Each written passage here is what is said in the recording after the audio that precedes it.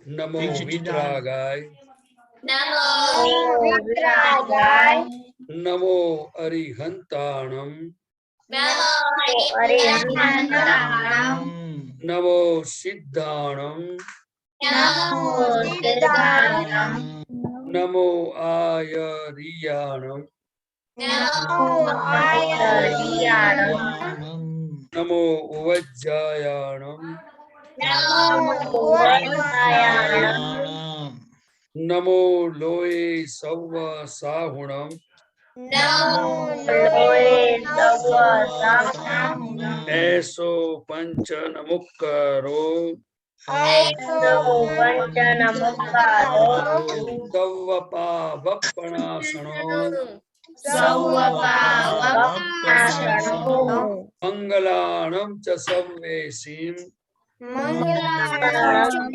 सर्वेषु, परमं हवै मंगलम्। परमं हवै मंगलम्। ओम नमो भगवते वासुदेवाय, ओम नमो भगवते वासुदेवाय, ओम नमः शिवाय, ओम नमः शिवाय, जय सच्चिदानंद, जय सच्चिदानंद, जय सच्चिदानंद। डेली प्रेयर कौन करते? ओके करिश्मा। हे दादा भगवान मुझे पढ़ने दादा भगवान मुझे ऐसी प्रदान करें कि मैं अपने हेल्थ को कभी भी कॉम्प्रोमाइज नहीं करूं, ताकि मेरा शरीर की कारण मेरे हृदय को यानी कि पढ़ने में और समझने में हमेशा सहायक बनो। मैं पढ़ाई में बिल्कुल सिंसियर रहूंगी, मैं किसी से कायम दूर रहूंगी और कुछ भी हो मेरा सत्संग कभी भी ना छूटे, ऐसी पूर्ण कृपा करना। प्राप्त मन वचन काया कार्यों और आत्मा केवल परोपकार यानी जीव मात्र सेवा से नहीं करूं, जो कि श्रेष्ठ मैं अपनी स्वयं और अन्य सभी लोगों के जीवन व्यवहार में मरल से अभ्यास नहीं रहूं, ताकि मैं बराबर दादा भगवान की का मालिक बन सकूं। हे दादा भगवान, मैं आगे अपने माता पिता की बात सुनने की संगत लेती हूँ। मैं उनको अहंकार से जवाब नहीं दूंगी। कृपया इस संबंध में मुझे अनंत आंतरिक शक्ति प्रदान कीजिए। जय सच्चिदानंद। जय सच्चिदानंद। स्टडी जय प्रेयर। सच्चिदानंद। हे दादा भगवान, मुझे पढ़ाई में समझने में जो बाधाएं अंतराएं आते हैं, जो ऑब्स्ट्रक्शंस आते हैं, उन सभी को तोड़ने का मैं दृढ़ निश्चय करता हूँ। आप ऐसी कृपा करें कि जिससे मेरे दर्शन ऊपर की आवरण टूट जाए और मेरी पढ़ाई सही ढंग से हो, ऐसी परम कृपा करना। जय सच्चिदानंद। जय सच्चिदानंद। देव, दादा भगवान प्रेयर। हे दादा भगवान, हे दादा भगवान, हम हैं आपके बच्चे, हम हैं आपके बच्चे, दिल के हैं सच्चे, दिल के हैं सच्चे, फिर भी है कच्चे, फिर भी है कच्चे, काम करेंगे अच्छे अच्छे, काम करेंगे अच्छे अच्छे। जय सच्चिदानंद। Very good. Okay Vidhi, today's homework. हाँ, आज का रिपोर्ट ये देना है कि सिंसियरिटी टू ज्ञान हमारा क्या है, सत्साधन कितनी बार किया, 9 कलम में कितनी बार की, शुद्धात्मा प्रत्यय प्रार्थना और दादा भगवान का असीम जय जयकार हो कितनी बार किया। हाँ बोलो आप।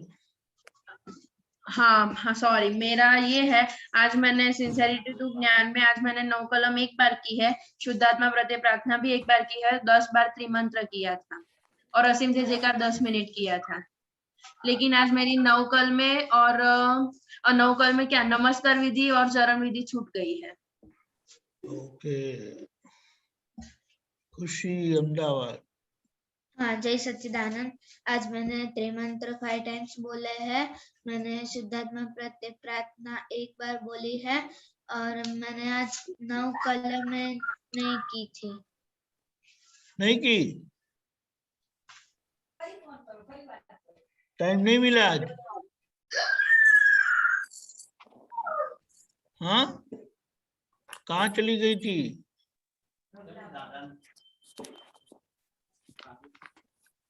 बोलो। वो रह गई थी आज।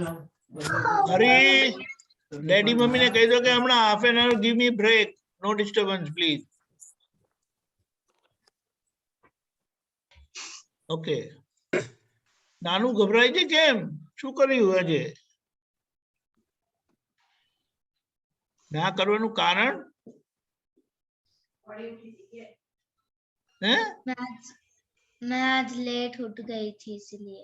लेट कितना? 5 कलाक लेट उठी? नहीं, फिर कितना घंटा? अरे बोलो ना, टाइम बिगड़ता है। 2 आवर्स लेट उठी थी। क्यों? ज्यादा नींद क्यों आई? खाना ज्यादा खा लिया था? लेट सोई थी? हाँ, मैं लेट सो गई थी इसलिए। कितने बजे? मैं 12:30 को वैसे सो गई थी। जाकर किया क्या?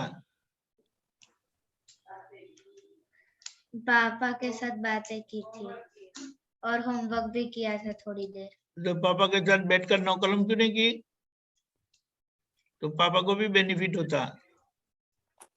गलती समझ में आ गई? हाँ, वो इम्पोर्टेंट है। ओके, मोनिका। जय सच्चिदानंद। आज मैंने सत्साधन एक बार किया था, त्रिमंत्र मैंने 10 टाइम्स की थी, 9 कलम मैंने 2 टाइम्स किया था और आज मैंने शुद्धात्मा प्रति प्रार्थना भी मैंने 2 टाइम्स किया था। वेरी गुड करिश्मा। हाँ जय सच्चिदानंद। आज मैंने मम्मी की मदद की थी, 9 कलम एक बार की थी, त्रिमंत्र मैंने 5 टाइम्स की थी। Very good. हरी। हाँ जी सच्चिदानंद। आज मम्मी ने जो बनाया था वो मैंने खा लिया था। वो नहीं बोलने का है। आज का होमवर्क क्या बताना है? सत्साधन दादा के ज्ञान में आपने क्या क्या किया? अच्छा, हाँ, वो आज मैंने त्रिमंत्र 5 टाइम्स किए थे और आज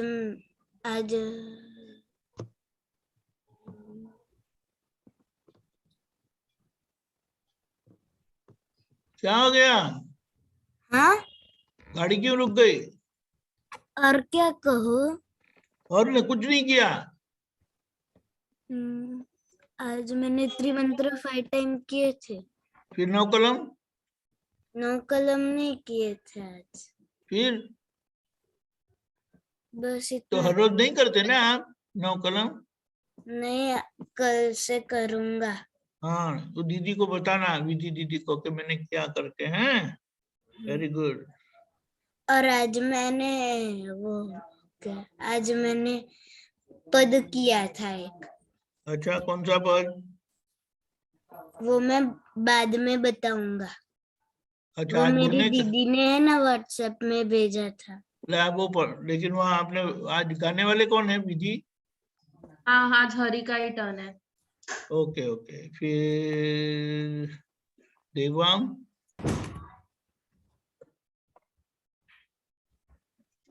वन मिनट। जय सच्चिदानंद। आज मैंने त्रिमंत्र 5 टाइम्स किए थे, शुद्धात्मा प्रत्यय प्रार्थना की थी और आज मैं सत्साधन में 9 कलम नहीं की थी। क्यों नहीं की थी? भूल गया था करना। हाँ, भूल गया था करना। बाप रे, अच्छा भूल जाते हैं आप तो लोग। अनन्या। जय सच्चिदानंद। आज मैंने त्रिमंत्र 5 टाइम्स किए थे, शुद्धात्मा प्रति प्रार्थना 1 टाइम की थी और 9 कल में नहीं की। और दादा भगवान के असीम जय जयकार हो मैंने 5 मिनट सुना था। 9 कलम का हॉलीडे क्यों है आज सब लोगों का? क्योंकि मैं मम्मी के साथ बाहर गई थी, मम्मी को हेल्प कराने के लिए, इसलिए। तो 9 कलम को देखो बहुत घंटे लगते हैं ना? नहीं, फिर अब कर लूंगी सत्संग के बाद। Very good. वत्सल, जय सच्चिदानंद। आज मैंने 5 टाइम त्रिमंत्र बोला, एक बार 9 कलम की और एक बार शुद्धात्मा प्रति प्रार्थना की और स्टडी करते पहले वो स्टडी प्रेयर भी की थी। गुड। फिर अपूर्वा, जय सच्चिदानंद। आज मैंने 15 टाइम्स त्रिमंत्र किए थे और 2 मिनट्स मैंने दादा भगवान का चिंतन वो किया था।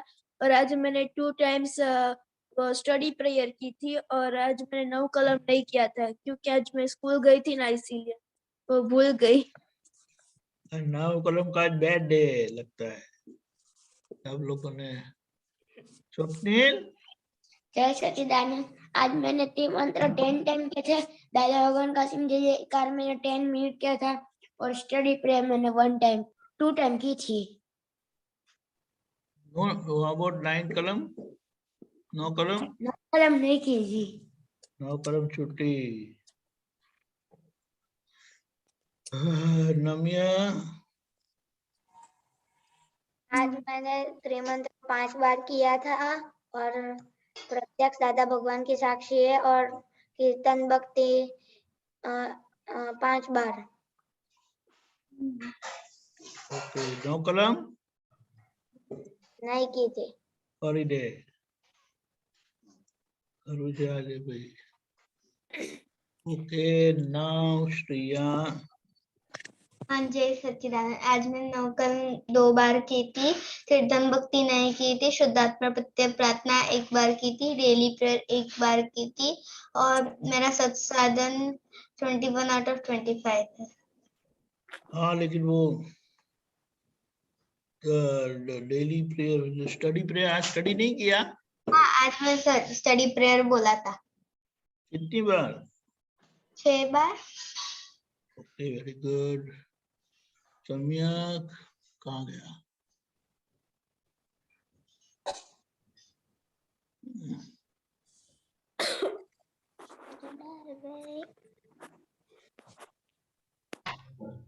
जय सच्चिदानंद। आज मैंने त्रिमंत्र 5 बार किए थे, प्राप्त विधि किए, नमस्कार विधि किए थी और 9 कलमात नहीं की।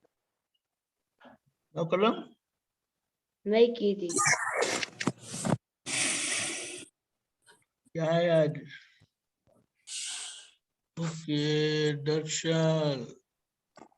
हाँ जय सच्चिदानंद। मैंने आज त्रिमंत्र 10 टाइम्स किए थे, 9 कलम मैंने 2 टाइम्स की थी और फिर नमस्कार विधि मैंने 4 टाइम्स की थी, फिर और प्राप्त विधि मैंने 5 टाइम्स की थी और कीर्तन भक्ति मैंने आज 10 मिनट्स की थी। Very good. ओके, देव। जय सच्चिदानंद। आज मैंने त्रिमंत्र 5 टाइम्स की थी और 9 कलम 1 बार की थी और सत्साधन मैंने 1 बार किया था। ओके।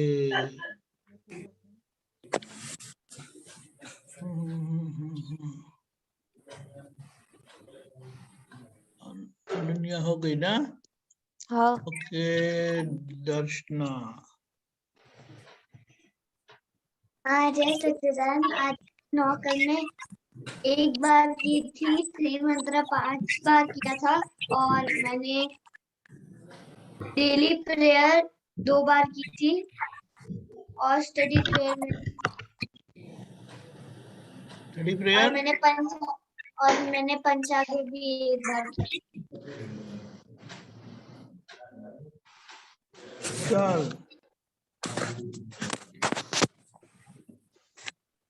विशाल। हाँ बोलो। मैंने 9 कल में एक बार की, त्रिमंत्र मंत्र 5 बार किया। अरे मैंने और डेली दर्शना को बोला था, वो समझ में नहीं आता। आप दर्शना है क्या? दर्शना ने कहा था जब वो मेरा नाम ले तो तू बोलना। हाँ,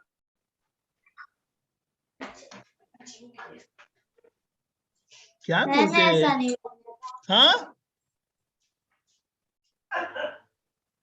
जय सच्चिदानंद, आज मैंने नवकल एक बार की थी, त्रिमंत्र 5 बार किया था, और डेली प्रेयर 3 टाइम्स की थी, स्टडी प्रेयर 2 टाइम्स किया था, और 5 आगे एक बार किया था। क्या किया था? 5 आ गया। 5 आ गया एक बार किया था। वो आपको क्यों करने हाँ, का है? मम्मी ने कहा था इसलिए कर दिया आज। वो आपको अलाउड नहीं है। ठीक है। समझ में आया? हाँ। अब कॉलेज का पढ़ते हैं, स्कूल का पढ़ते हैं? स्कूल का। तो कॉलेज का क्यों नहीं पढ़ते?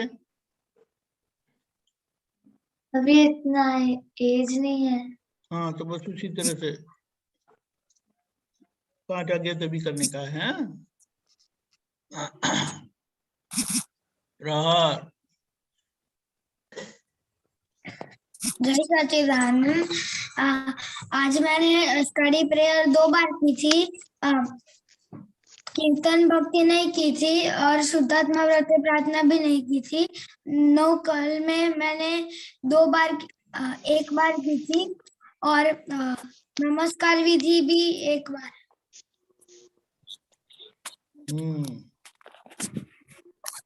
Daily prayer 2 times. तो स्टडी प्रेयर बोला ना। डेली प्रेयर भी 2 टाइम्स और स्टडी प्रेयर भी 2 टाइम्स। और वो दादा भगवान प्रेयर नहीं किया? करता हूँ। बताया नहीं, लेकिन ये सभी को एक बार बोलने का है। हाँ, और बोलो ऐसे कि वो छत टूट जाए, ऐसा जोर से बोलने का। बोलने की ताकत है ना। हाँ। स्वप्न में नहीं है कि नहीं? है। हाँ, अभी शिवा।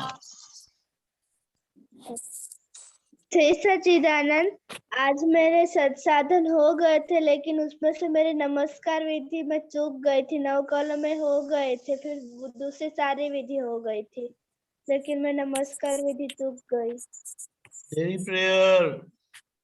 डेली प्रेयर मैंने 3 टाइम्स की थी। मैंने स्टडी प्रेयर सब स्कूल में के क्लास शुरू हो रहे थे तब की थी, फिर ट्यूशन में मैंने 2 बार की थी, मतलब कि टोटल 7 टाइम्स। फिर मैंने घर पे दूसरे 2 टाइम्स की थी, मतलब आज टोटल मैंने 9 टाइम्स स्टडी प्रेयर की है। दादा भगवान प्रेयर, दादा भगवान की प्रेयर तो मैंने 2 बार की थी। 2 बार किया था? हाँ, कभी कभी किया था।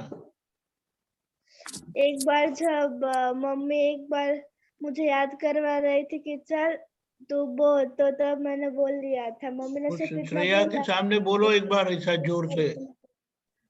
क्या? श्रेया के सामने जोर से बोलने का दिन में एक बार।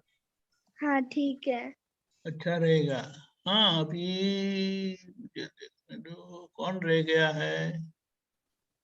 ओके, श्री। हाँ, जय सच्चिदानंद, आज मैंने 9 कलम 2 टाइम्स की है, शुद्धात्मा प्रति प्रार्थना भी 2 टाइम्स की है, त्रिमंत्र 12 टाइम्स, असीम जय जयकारो 10 मिनट्स, स्टडी प्रेयर 5 टाइम्स और डेली प्रेयर 2 टाइम्स। 9 कलम 2 टाइम्स। ओके, जिया। 1 मिनट। जय सच्चिदानंद, आज मैंने नमस्कार विधि मेरी हो गई थी 40 टाइम्स वाली, और 9 कलम मैंने 2 टाइम्स की थी, और डेली प्रेयर 3 टाइम की थी, और स्टडी प्रेयर 5 टाइम्स की थी। दादा भगवान प्रेयर नहीं की थी। ओके, तीर्थ हाँ जय सच्चिदानंद। आज मैंने डेली प्रेयर 1 टाइम की थी। स्टडी प्रेयर मैंने आज 4 टाइम की थी। और पढ़ाई दादा प्रेयर मैंने नहीं की थी। और आज मैंने 9 कलम 3 टाइम की थी। और शुद्धात्मा प्रत्यय प्रार्थना 1 टाइम की थी। और 10 टाइम ती मंत्र किया था। जय सच्चिदानंद। ओके, फिर खुशी चेन्नई। जय सच्चिदानंद। आज मैंने डेली प्रेयर 2 बार की है। स्टडी प्रेयर 2 बार की। दादा भगवान का प्रेयर भी मैंने 2 बार किया है। 9 कलम 1 बार की थी। त्रिमंत्र 5 टाइम्स। 2 बार शुद्धात्मा प्रति प्रार्थना बोली थी। नमस्कार और प्रातःविधि नहीं बोली। ओके,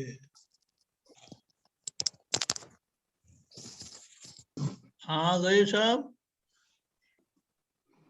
एक मिनट। Anybody pending? रुद्रा, आपका पिक्चर टेढ़ा क्यों है? हाँ जय सच्चिदानंद। आज मैंने 3 मंत्र 11 टाइम्स किए थे।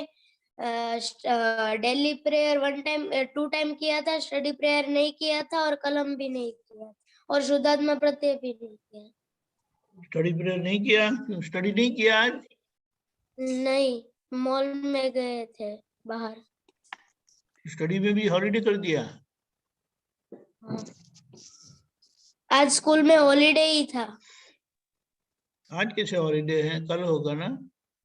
आज वो पेपर का वो पेपर सबमिशन था ना, इसलिए। Okay okay, no problem. Come on. और आज मैंने फोन भी नहीं देखा था। वो बराबर है। निमिल। हाँ जय सच्चिदानंद। आज मैंने सत्साधन नहीं किए थे। क्यों हॉलीडे? हाँ, लेजीनेस आ गई थी। लेजीनेस? सोए थे, खाना खाया, सब कुछ किया, स्नान किया, लेकिन ये नहीं किया।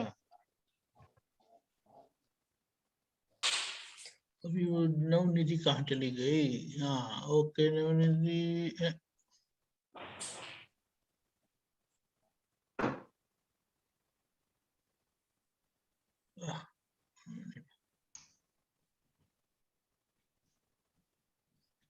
बोलो नवनिधि। जय सच्चिदानंद। आज मैंने 9 कलम 3 टाइम्स की थी। त्रिमंत्र मैंने 15 टाइम्स किए थे। आज मैंने आरती की थी। शुद्धात्मा प्रत्यय प्रार्थना 3 टाइम्स की थी। डेली प्रेयर मैंने 2 टाइम्स की थी और स्टडी प्रेयर मैंने 6 टाइम्स की थी। जय सच्चिदानंद। दादा भगवान प्रेयर नहीं किया ना?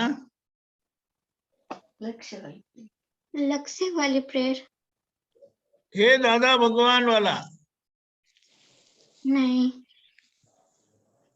किया ना? अच्छा अच्छा, हीर।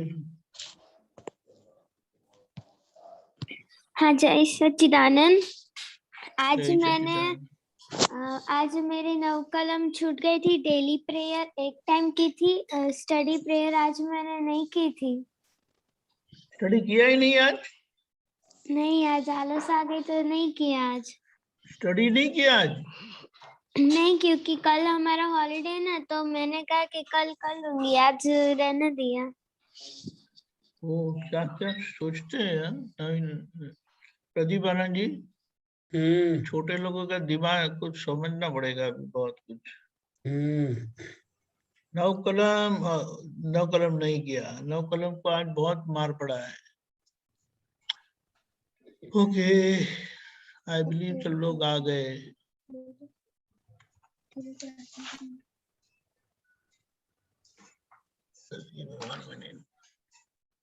अभी देखो क्विकली, ये जो दादा भगवान का ज्ञान है ना, ये जो उसके लिए जो हम प्रेयर वगैरह सब कुछ करते हैं, दादा भगवान इसके लिए बताया है।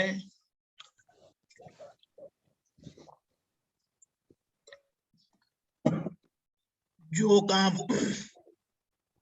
ठीक से सुनो, जो काम विधि के साथ किया जाता है, जो काम विधि पूर्वक यानी विधि के साथ किया जाता है, विधि के अनुसार किया जाता है, तो वो परम सिद्धि दिलाता है। उसका मतलब क्या है? हमारा काम परिपूर्ण होता है। परिपूर्ण का मतलब ये है कि इजीली हमारा काम पूरा होता है। तो ये जो दादा भगवान के ज्ञान का और प्रार्थना वगैरह जो सब कुछ है, वो दादा भगवान ने विधि बताई है, और विधि के बारे में ऐसा बताया है जो अवश्य करने योग्य चीज है, वो उसको चूकना नहीं चाहिए। दादा भगवान के संबंध में एक बात हुई थी कि जिस दिन उनकी विधि, अरे उनका एक्सीडेंट हुआ था ना, वे बता रहे थे कि वे अपनी विधि कभी चूकते नहीं है, लेकिन उस दिन सब विधि ठीक तरह से हुई नहीं थी। ध्यान से सुनना सब लोग, बहुत महत्व का है। तो दादा समझ गए थे कि कुछ अनिष्ट होने वाला है, कुछ गड़बड़ होने वाला है, लेकिन उन्होंने अपनी जागृति में ही रखा और जितना हो सकता था उतना रक्षण किया। जैसे कि उनके साथ दादा भगवान आगे बैठे थे गाड़ी में, तो नेमिल आपके उधर से आवाज आती है, आपके उधर जहां भी आप बैठे कोई आप बातें करते हैं तो या तो उनको कहो बातें ना करे या आधे घंटे के लिए, या फिर आप म्यूट कर दो। हाँ, तो दादा के साथ एक छोटा बच्चा बैठा था 5-6 साल का। एक्सीडेंट के कुछ समय पहले दादा ने बच्चे को बोलो पीछा ले लो, और जब एक्सीडेंट हुआ तो ड्राइवर के बाजू में दादा भगवान बैठे थे।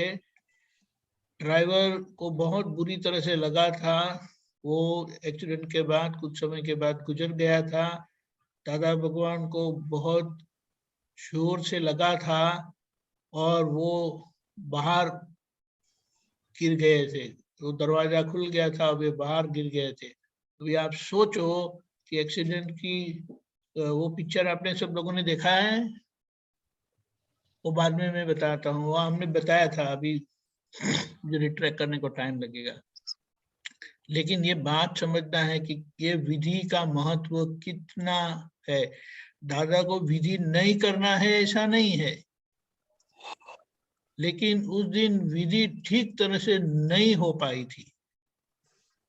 तो यहाँ ये बात समझना है महत्व, यानी हम क्या कहते हैं कि दादा भगवान ने जो सत साधन दिए हैं, जो प्रार्थनाएं दी है, जो हमारे काम और ध्येय के अनुसार हम जो प्रार्थना करते हैं, जैसे हमारी डेली प्रेयर है, स्टडी प्रेयर है, दादा भगवान प्रेयर है वगैरह, जो सब हमने हमारे लिए बनाई है, वो हर लोगों की। अच्छा, एक बार ऐसा भी बताया था कि किसी ने पूछा, दादा आप क्या विधि करते हैं? तब दादा भगवान ने बताया, जैसे आपके डैडी मम्मी डेली प्रेयर करते हैं, हम जो डेली प्रेयर करते हैं वो डैडी मम्मी करते हैं? डैडी मम्मी स्टडी प्रेयर करते हैं? नहीं। यहाँ एक बात बड़ी अच्छी बताई है दादा भगवान ने कि सभी लोगों की विधि अलग अलग होती है, उनकी जरूरत के अनुसार होती है, क्योंकि उनके जीवन में जो जरूरी है वो स्पेसिफिक वो उनको करना है।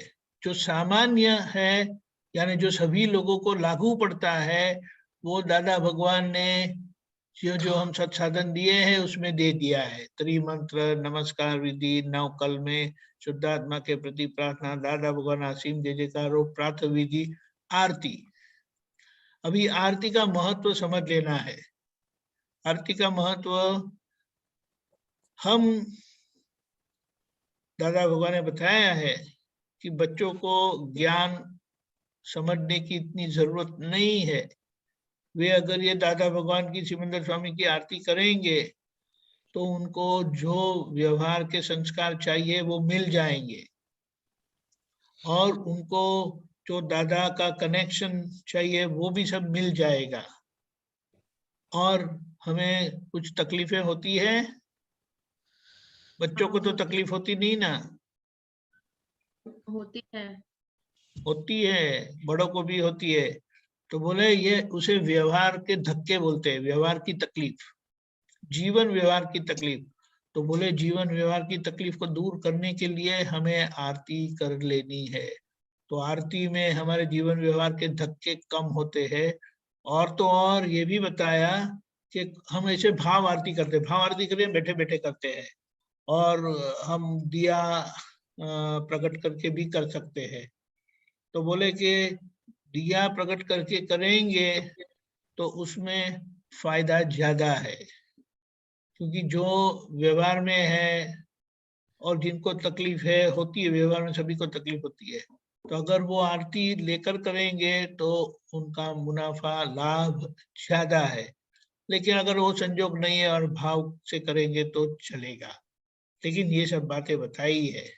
तो और एक और बात खास बताने की कि दादा सो रहे हैं, सोने गए और अभी नींद नहीं आई, तो वे तुरंत विधि चालू कर देते थे।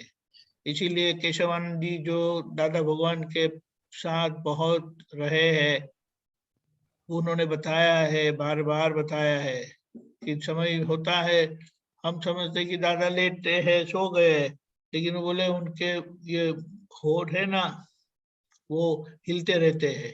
तो बोले यानी वो कुछ न कुछ विधि करते रहते हैं, प्रतिक्रमण करना है, बहुत सारा है विधि। तो इस तरह से है। तो ये विधि का महत्व हमने समझ लिया है। और आज रजनी दादा, आज बहुत लोगों ने 9 कलमों को छुट्टी दे दी थी, वेकेशन। हमको मालूम है। बच्चे लोग देखो, ये होलसम होने के लिए क्या होना मांगता है दीदी? सिंसियर। होलसम को मालूम है ना, कंप्लीट होने के लिए आप हम एक वीक के स्टडी से बोलते हैं, तो ये दो दूसरा छूट गए ना, हेल्थ और दादा का ज्ञान। तो इसलिए ये तीनों करेगा तो ही अच्छा एग्जाम में अच्छा होएगा। ओके दीपक दादा। Yes I am done. हाँ, तो अभी प्रदीप दादा आप बोलिए। जय सच्चिदानंद। जय सच्चिदानंद। पूरे जय विश्व के अंदर जो बच्चे हैं आपकी उम्र के हैं, उस सभी को तो दादा की भक्ति, त्रिमंत्र, 9 कलमे का पता नहीं है। दादा स्टडी प्रेयर भी किसी को पता नहीं होगा। आप बहुत इतनी सारी बस्ती में आप इतने पुण्यशाली हैं कि आपको ये सब प्राप्त हुआ है। आप कुछ करते भी हो, समझते भी हो, फिर भी मैं आपको ये कहना चाहता हूँ कि हमारे जीवन में ऐसे बहुत सारी चीजें होती है जिनके लिए हम कुछ भी करने के लिए तैयार हो जाते हैं। जैसे कि अगर आपको खेल में इंटरेस्ट है तो आप खाना भी छोड़ दोगे, सोना भी छोड़ दोगे और खेल में मस्त हो जाते हो। ऐसे कोई खाने की चीज हो तो चाहे हमारा शरीर को नुकसान होता होगा, लेकिन आपको अच्छी लगती है तो खाने में आप आराम से खाते हो। तो ऐसे हर चीज के बारे में हमारा जीवन को हमें जिसकी चीज की कीमत हमें समझ में आई है, वो कीमत के आधार पर, वो समझ के आधार पर हम सब कुछ करने के लिए तैयार हो ही जाते हैं और करते रहते हैं। तो ये जो त्रिमंत्र, नमस्कार विधि, शुद्धात्मा प्रत्यय प्रार्थना, 9 कलमे वगैरह ऐसी चीज है जो अबजों की बस्ती में से आप लोगों के हाथों में प्राप्त हुई है, उनकी समझ भी प्राप्त हुई है, आप थोड़ा बहुत करते भी हो, तो उनकी समझदारी थोड़ी और भी आपको होनी चाहिए कि ये 9 कलम है क्या और मुझे क्यों करनी है। आपका हमेशा सवाल उस समझने के लिए, उस सही जानने के लिए जो आप सवाल पूछोगे, और अगर नहीं भी पूछा तो जो आप समझ लोगे कि भाई चीज है क्या, तो आपको फिर वो नहीं करने का, मैं भूल गया, फिर ये सब जो गड़बड़ी होती है वो गड़बड़ी नहीं होगी। अगर शायद हो भी गया तो आपको अंदर दिल में चुभता रहेगा कि आज मैंने 9 कलम नहीं की। तो दादा भगवान के पास ये क्या है कि अपने नक्की डिसाइड तो करना ही है कि मुझे 9 कलम करनी है, 5 आज्ञा पालनी है, सब जो कुछ भी है, लेकिन ये चूक जाने के बाद अंदर चुभता है, ये हमें देखने का है। और ये हम किसके लिए करते हैं, इससे क्या फायदा है, मैं आपको थोड़ा जो मुझे समझ में बता दूं। दादा भगवान, उनको अंदर एम पटेल के अंदर भगवान 360 डिग्री संपूर्ण प्रकट हो गए थे, फिर भी वो सत्संग में बताते थे कि मेरी 4 डिग्री अभी कम है, तो मैं ऐसे करके दादा भगवान का असीम जयकार मैं खुद 4 डिग्री कंप्लीट करने के लिए बोलता हूँ। और ये सभी को मैं बोलता हूँ कि आपके अंदर वो भी दादा भगवान जो मेरे में है वही दादा भगवान है। अगर जो आपकी डिग्री कम हो तो आपको कंप्लीट करना है, तो आप बोलना। तो ये स्वरूप की भक्ति है। तो हमें ये समझना है कि ये असीम जय जयकार हम किसके लिए बोलते हैं, किसका असीम जय जयकार है। तो जितनी जितनी हमें समझ आएगी तो इतना आपको अपने आप को प्रैक्टिस होती जाएगी और आपको करने का मन होगा, अपने आप सिंसियरिटी आएगी। लेकिन जब तक उनका फायदा नुकसान क्या है वो हम समझ में नहीं आएगा, तब तक हम थोड़ा इजी हो जाएंगे। नहीं हुआ तो बस नहीं हुआ भाई, हो गया तो हो गया।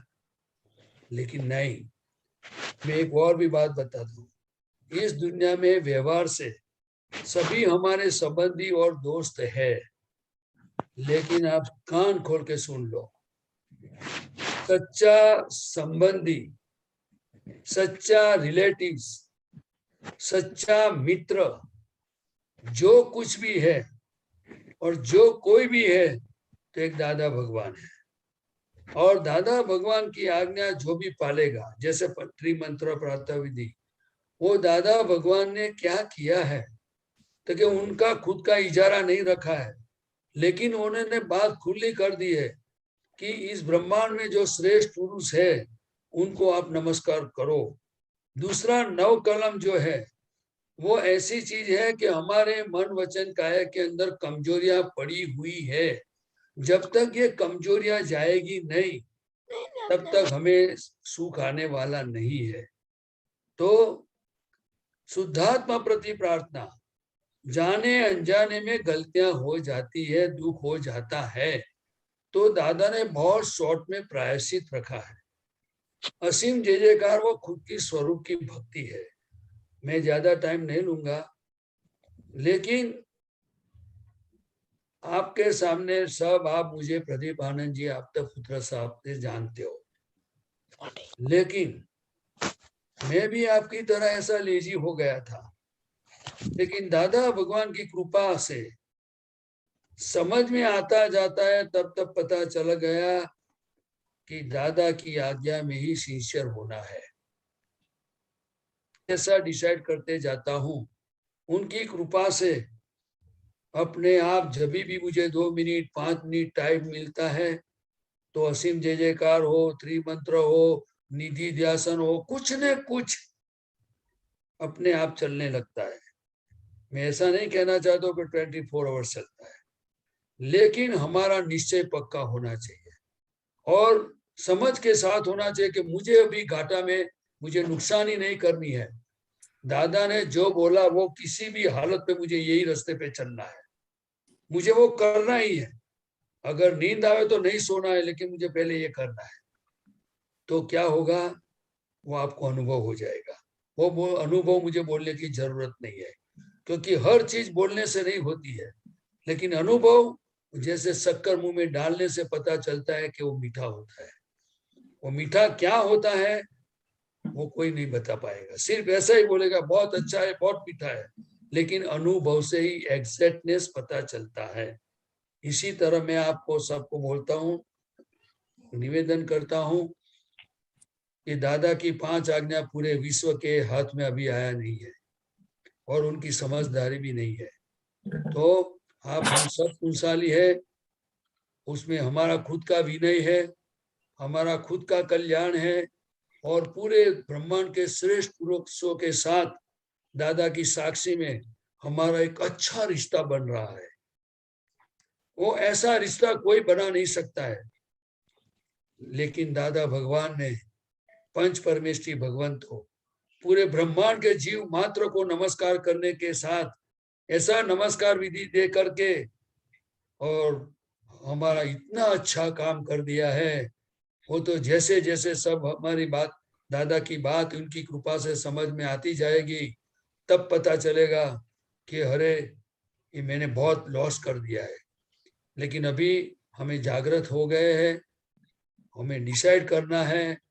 चुप जावे तो अंदर देख लेना कि अंदर चुपता है कि आज नमस्कार विधि नहीं हुई तो मेरी गलती हो गई है। हम सबकी आज्ञा पालते हैं, डॉक्टर की आज्ञा पालते हैं, दोस्त की बर्थडे के लिए वो बोले तब हम चले जाते हैं, उनके सजाना है, उनको वो करना है, केक लानी है, वो करना है, लेकिन वो करने की ना नहीं है, मना नहीं है। लेकिन हमें वहां जितना इंटरेस्ट है वैसा हमें दादा की आज्ञा का और वो विधि में निश्चय रखेंगे, इतना इंटरेस्ट हो जाएगा तो हमारा सुख हमारे पास जो पड़ा है उनका स्वाद आएगा। और दीपक आनंद जी साहब ने बताया कि व्यवहार की जो तकलीफें हैं वो धीरे धीरे कम होती जाएगी, क्योंकि आप सभी को, हम सबको कान खोल के सुनने का नहीं है, समझने का है कि हम कलयुग के अंदर जन्मे हुए हैं, हमने कलयुग में जन्म लिया है, तो हर पल कभी भी कैसी परिस्थितियां खड़ी हो जावे उसका कोई ठिकाना नहीं है। लेकिन फिर भी दादा की कृपा है और उनका ईश्वर ऐसा है, उनकी भक्ति से हम सब रक्षित हैं और सभी देवी देवताओं हमको खूब प्रोटेक्शन कर रहे हैं। लेकिन फिर भी उसका फायदा ऐसा नहीं उठाना है, हमें परफेक्ट होना है, हमें परफेक्ट होना है, सबका विनय करना है और दादा की बात को समझ करके हमें पढ़ाई में, व्यवहार में, सेवा में, प्योरिटी में, कैरेक्टर में, हर जगह पे जितना हो सका परफेक्ट होना है। उसमें देवी देवताओं की बहुत सहाय होगी। तो मैं आपको बोलता हूँ कि नमस्कार विधि नवकल में बोलो तो बहुत अच्छा है, बहुत अच्छा है। आप मोबाइल देखते थे कितना टाइम चला जाता था, आप कभी टीवी देखते थे कितना टाइम चला जाता था, आप खेलने जाओ कितना टाइम चला जाता है, तो आप सो जाते हो तो 2 घंटा लेट उठते हो, इससे क्या फायदा हुआ? चलो रेस्ट मिल गया, लेकिन हमें देखना है कि भाई क्यों इतना लेट सो गए, क्यों इतने लेट तक हम सोए रहे। वो फिर दूसरे बार ये गलती नहीं करनी है, बस वो हमें अंदर से डिसाइड करना है और दादा के पास शक्ति मांगनी है कि दादा आज ऐसी गलती हो गई। आप हमेशा हर बात जैसे हम सबको बताते हो, आप दादा भगवान को बताते हो? हाँ के ना बोलो, ना आप बोलते हैं बताते सब, हो? ना बोलते हैं। क्यों? तो इसका मतलब कि दादा के प्रति आपकी श्रद्धा कम है, उसके प्रति विश्वास कम है, क्या है? जो चित्रपट के पर भी जो श्रद्धा रखेगा उनका भी काम होने वाला है, क्योंकि इस काल में मूर्ता मूर्त 14 लोक का नाथ प्रकट हुआ है, 24 तीर्थंकर का सभी स्वरूप उनके अंदर प्रकट हुआ है। यही कल की अवतार है, इसीलिए ये सर्वज्ञ है। फिर भी मैं आपको बताता हूँ कि उसके चित्रपट पर हाथ जोड़ के सर झुकाओगे नहीं, फिर भी दर्शन करोगे तो काम होने वाला है। तो उनको बात बताओगे तो आपका और भी काम अच्छा हो जाएगा। हमको बताओ तो थोड़ी आपको मार्गदर्शन मिलेगा, लेकिन कोई बार तो दादा के साथ तार ज्वाइंट करो। मोबाइल से तो बहुत लोगों से बात करते हो, कभी दिल से दादा से तो बात करो। दादा क्या आपको डांटेंगे? बोलो ना, क्यों सब चुप हो गए? आपके पास दादा का फोटो है, चित्रपट है? हाँ आपके है। घर में दादा का चित्रपट है? हाँ है। आपको दादा के प्रति श्रद्धा है? हाँ आपको दादा आपका खुद का लगता है? हाँ लगते हैं। तो फिर बात क्यों नहीं करते? क्यों नहीं करते आप? आज आपको अच्छा, आपको अंदर लगे कि दादा को बात करने जैसी है, तो एक बार बात करने का भी निश्चय करो, और फिर क्या अनुभव होता है वो आप देखो। आपको अनुभव करना है कि सिर्फ बातें सुननी है, ये बताओ। अनुभव करना है। अगर टीवी आप देखते हो, उसमें कोई क्वालिटी चॉकलेट, बिस्किट, पिज्जा दिखावे, आपके मुंह में स्वाद आएगा? नहीं नहीं। तो स्वाद लेने के लिए क्या करना पड़ेगा आपको? उसे खाना पड़ेगा। हाँ, तो इसी तरह आपको दादा के साथ, दादा के पास आपकी गलती बताओ। आज मैंने 9 कलमे नहीं किए, दादा मुझे शक्ति दो। मुझे 9 कलम और विधि के प्रति भाव आता नहीं है, मुझे मेरे पर कृपा करो कि मैं समझू ये मेरे लिए क्या चीज है। आप समझे मेरी बात? थोड़ी बहुत समझ में आता है आपको? हाँ हाँ। और दूसरा मैं बता दूं कि दादा भगवान को ज्ञान होने से पहले दीपक आनंद जी आपको बताएंगे 9 कलमे का इंपॉर्टेंस क्या है, वो बताएंगे। लेकिन मैं आज इतना ही कहूंगा कि आपको हर बात, छोटी से छोटी गलती आप स्क्रीन पे बोलते हो, और जो नहीं भी बोल सकते हो वो सभी चीज दादा को बताने का आप नियम करो, निश्चय करो। होगा आपसे? होगा। और फिर अनुभव करके दो, और दादा को बोल दो मुझे परफेक्ट होना है, मैं कहां तक ये प्रे करता रहूंगा, मुझे आपकी तरह अच्छा बनना है। आप देख लो मेरे जीवन कैसे जाता है, आज के दिन मैंने कैसे गुजरा है।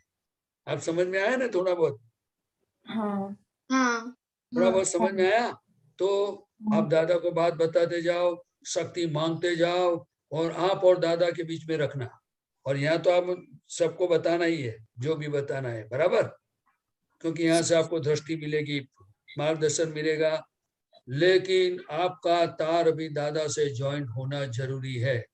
ये 26 जनवरी किस लिए मनाया जाता है? बोलो। रिपब्लिक है? डे। 26वीं जनवरी हिंदुस्तान क्यों मनाता है? तो मालूम नहीं है? गणतंत्र दिवस। 15वीं अगस्त क्यों मनाया जाता है? स्वतंत्रता दिवस। चलो कोई बात नहीं। कोई बात नहीं, गणतंत्र दिन है। गणतंत्र दिन मतलब रिपब्लिक होकर डिक्लेयर हुआ था।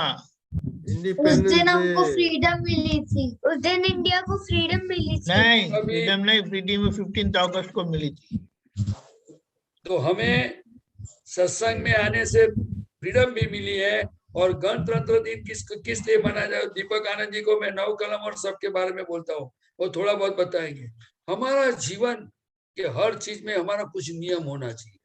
मुझे किस रास्ते पे चलना है, मुझे क्या करना है, उसमें जितनी भी अच्छी चीजें हमारे मार्ग में आगे बढ़ने के लिए जो हमें काम आती है, वो चीज को हमें इकट्ठा करके उनका फायदा उठाना चाहिए। 9 कलम में आपको फायदा करेगी। हाँ करेंगे। और मैं आपको ये भी बताता हूँ कि 9 कलम बोलने से कितना टाइम लगता है, वो कभी आपने निकाला है? कितना टाइम लगता है?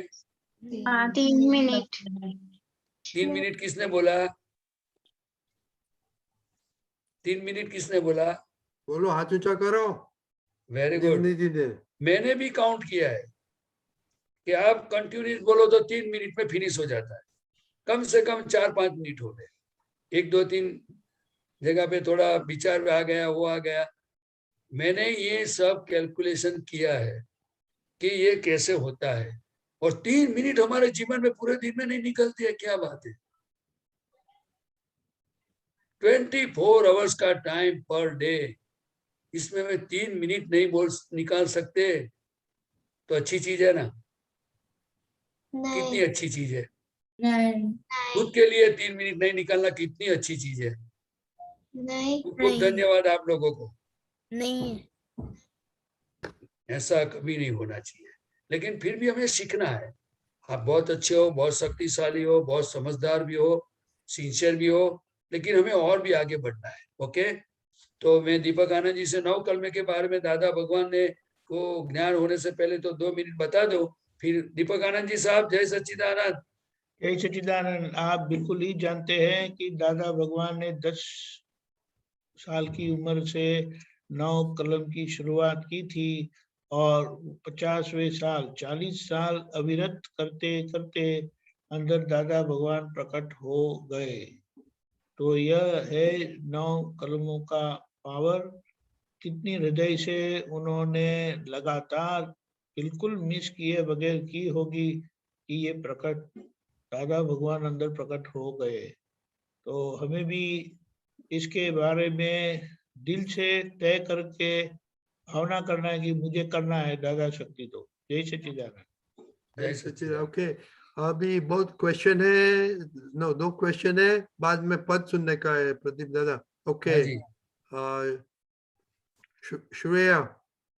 हाँ जय सच्चिदानंद। मैं जब भी पढ़ाई करने बैठती हूँ तभी मैथ्स में है ना मेरे बहुत छोटे छोटे मिस्टेक्स होते हैं और एडिशन में एक दो ऐड करना भूल जाती हूँ और ऐसा बहुत छोटे मिस्टेक्स होते हैं। तो मैं क्या करूँ? अच्छा, तो आप बोलते हो ना मेरे दर्शन पर के आवरण हट जाए। हाँ। तो मैथ्स में अगर हमें पहले के टाइम पे वो क्या है कि उदाहरण करके वो एग्जाम्पल का एक वो एग्जाम्पल आते थे, एक्सरसाइज आती है। हाँ एक्सरसाइज। तो कोई भी चीज हमें पहले समझना चाहिए कि कैसे किया जाता है। वो जो भी मास्टर है जिनको आता है उनके पास जाके हमें सीखना चाहिए, और जब भी सीखने बैठो तब पूरा ध्यान उसमें होना चाहिए। लेकिन आजकल की स्थिति ऐसी है कि जो साधन है वो पूरे नहीं है। आप समझे ना? हाँ। साधन समझ में आ गया ना? जो आज जेब में, हाथ में और घर में है सबके पास, बराबर, वो चित्त को अशुद्ध बनाता है। हाँ। क्या बनाता है? अशुद्ध। तो ये अशुद्धि ऐसी चीज है कि आपको सही बात समझने में बाधाएं डालती है। आप समझे? हाँ। दीपक आनंद जी साहब कुछ समझाओ थोड़ी देर। हाँ बिल्कुल, बहुत सही बात बताई है। देखो, पहली बात, मैथ्स में आप 100% मार्क ला सकते हैं, लेकिन उसके लिए आपको प्रैक्टिस करना जरूरी है। और ये जो आपका टीवी आपको बहुत अच्छा लगता है ना, फोन अच्छा लगता है, वो आपकी चित्त की शक्ति तोड़ता है। उसका मतलब क्या है कि गलती हो जाती है, लेकिन हमारा चित्त खोया हुआ रहने से हमें पता नहीं चलता कि ये गलती हो गई। हाँ। समझ में आया? हाँ। कई बार मम्मा मेरी पेन नहीं मिलती है, तो आपने पेन कहीं तो रखी ना। हाँ। और जब आपने रखी ना तब आपका ध्यान कहीं और था। इसीलिए जब पेन रखी आपका ध्यान कहीं और होने से आपके चित्त ने देखा नहीं कि आपने पेन कहाँ रखी। हाँ। और फिर मम्मी को बुलाते हो, बोलते हो कि मेरी पेन नहीं मिलती है। फिर मम्मी ने देखते देखते देख लिया होता है आप प्लेटफॉर्म पर छोड़ के आई है। हाँ याद आया, मैं आपसे पूछने आई तो मैंने ये वहीं पर छोड़ दी थी। समझ में आया बेटे? हाँ। अभी इम्पोर्टेंट समझो, क्यों टीवी नहीं देखने का, क्यों मोबाइल नहीं देखने का, खास करके गेम के लिए वगैरह जो सब हम एंटरटेनमेंट लेते हैं ना, रिलैक्स होते हैं। आराम करना है, रिलैक्स होना है तो आराम करो, और अगर कुछ रिलैक्स करना है तो स्किपिंग करो, एक्सरसाइज करो, वो सबसे बड़ा एंटरटेनमेंट है। समझ गए कि ये चित्त की शक्ति कहाँ टूटती है, इसीलिए छोटी छोटी गलतियां हो जाती है और हमें मार खाना पड़ता है। जय सच्चिदानंद। एक एग्जांपल बता दूं दादा भगवान का आपको, कि दादा भगवान जब सत्संग करते थे तो एक बार उस सत्संग में दादाजी ने बताया कि गारवता क्या होती है। तो महात्माओं को तो गारवता, सब पूरा जगत ऐसे गारवता में डूबा हुआ है, तो गारवता शब्द तो किसी को समझ में नहीं आया। तो दादा ने कैसे एग्जाम्पल दिया पता है, ताकि एक छोटा गांव में जैसे एक तालाब होता है, तालाब होता है, वो तालाब के अंदर एक भैंस अंदर पड़ी है, वो पूरी डूब जाती है, पूरा शरीर उनका डूब जाता है और मुंह उनका जो फेस है वो बाहर ऐसे रहता है ऊंचा करके, और फिर उसको इतनी ठंडक लगती है, इतनी ठंडक लगती है। फिर जब शाम हो जाता है ना, तब वो भैंस का मालिक है ना, वो आता है, फिर वो देखता है कि वो अभी तालाब में से बाहर नहीं निकल रही है, तो उसको कुछ खाने का दिखाता है वो। तो फिर वो भैंस देखती है, लेकिन फिर भी ऐसा मुंह, उसका फेस है ना, वो मोड़ देती है भैंस। तो फिर दादाजी ने बताया कि भाई ये क्यों ऐसा करती है, तो कि जो भैंस के अंदर तालाब में पड़ी है, तो उसके अंदर वो काली स्किन होती है भैंस की, तो उसको गर्मी ज्यादा लगती है, तो पानी में उसको जो कादू वगैरह लग जाता है तो उसको ठंडक बहुत अच्छी आती है, और ठंडक के कारण वो बाहर नहीं निकलती है। आप समझे ना? तो उनको गारवता बताया दादा ने। तो एक महात्मा ने पूछा कि दादा आप ऐसे इतने साल के बाद ये सब बातें कैसे करते हो आप? तो दादा ने बोला कि हमारे में बुद्धि नहीं है, इसलिए मुझे कोई याद करने का नहीं रहता है, लेकिन अब जैसे कोई संयोग आवे ना, तो चीज का पिक्चर मेरे सामने खड़े हो जाता है कि जो मैंने बचपन में देखा हो। आपको समझ में आया? वो जो चित्त शक्ति की बात ऐसी है, उनको धारण शक्ति भी बताया गया है।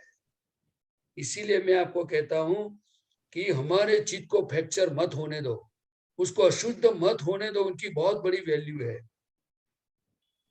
लेकिन आपकी उम्र अभी छोटी है, छोटी उम्र में तो बहुत चीज समझने जैसी होती है, लेकिन फिर भी क्या है कि आज समय कम है। लेकिन दीपक आनंद जी, आपको एक दो वाक्य बताना तो बता सकते हो। हाँ, अभी छोटे लड़के, छोटे बच्चे जिद करते हैं कि बड़े जिद करते हैं? बाल हट बोलते, पता है? बाल हट, जिद नहीं समझे आप? समझे। जिद नहीं करते हैं, ये चाहिए मुझे, बस ये चाहिए, एक ही टेप रिकॉर्ड बजती है, मुझे ये चाहिए और कुछ नहीं। तो ये लोग, ये बच्चों को टारगेट करते हैं, बिजनेस वाले, और बच्चों को बहकाते हैं एडवर्टाइजमेंट देख के, बड़े बड़े पोस्टर लगा के। फिर बच्चे जाके माँ बाप का सर खाते हैं, मुझे ये चाहिए, नहीं नहीं नहीं मुझे ये चाहिए। आप लोग ऐसा करते हैं कि नहीं करते? करते हैं।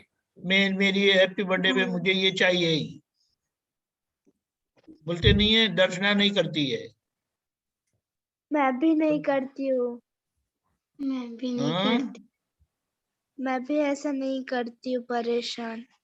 ये बच्चों की कमजोरी होती है, और बच्चों के हट पर माँ बाप को हारना पड़ता है कई बार, और ये लोग अच्छी तरह से जान लिया, इसीलिए ये लोग बच्चों को टारगेट करते हैं। तो यहाँ हमें ये समझना है कि ये सब चीजें को समझ लो कि कोई हमें मूर्ख बना रहा है, तो आप लोग मूर्ख है क्या? नहीं। हाँ, तो कोई आपको मूर्ख बनाए तो मूर्ख बनना नहीं है। हम बोलो दादा भगवान के वारस है, हम दादा भगवान के सत्संग वाले हैं, हम मूर्ख नहीं बनेंगे। अभी आप कितना भी हमें करवाने की कोशिश करो, तो हमारी ये चित्त की शक्ति बहुत महत्व की है, और ये जब होगा तो हम दादा भगवान जैसे पार एक्सीलेंट बनने में कोई दूरी नहीं, कोई टाइम नहीं। जय सच्चिदानंद। जय सच्चिदानंद। ओके, और बच्चे लोग, शेयर ओनली एक थिंग मैं बोल रहा हूँ, नो शॉर्टकट्स इन मैथ। हाँ। सब every step, every number has to be properly placed. Okay? Oh Bobby, इसलिए you to practice. Okay, नेमिल आपका क्वेश्चन है? हाँ जय सच्चिदानंद, मेरा क्वेश्चन ये है कि मैं रोज सुबह उठकर डिसाइड करता हूँ कि आज मैं पूरे दिन दादा भगवान जैसे पर एक्सीलेंट पर्सन बनने का ट्राई करूंगा, लेकिन थोड़ी देर के अंदर वो मेरा डिसीजन चला जाता है। ओके, एक थिंग बिफोर, एक मिनट प्रदीप दादा, ये क्वेश्चन तो आप तो बहुत दफा 3-4 दफा पूछे हैं, तो आपको यही प्रॉब्लम होता है प्रदीप दादा, वो और अभी कितना दिन से वो रिपोर्ट नहीं लिखता है, सत्संग में नहीं आता है, अभी बात करो।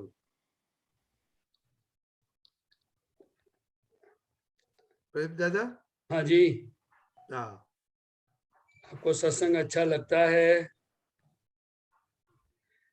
आपको सत्संग अच्छा लगता है? आपको फायदा होता है? अनम्यूट करो।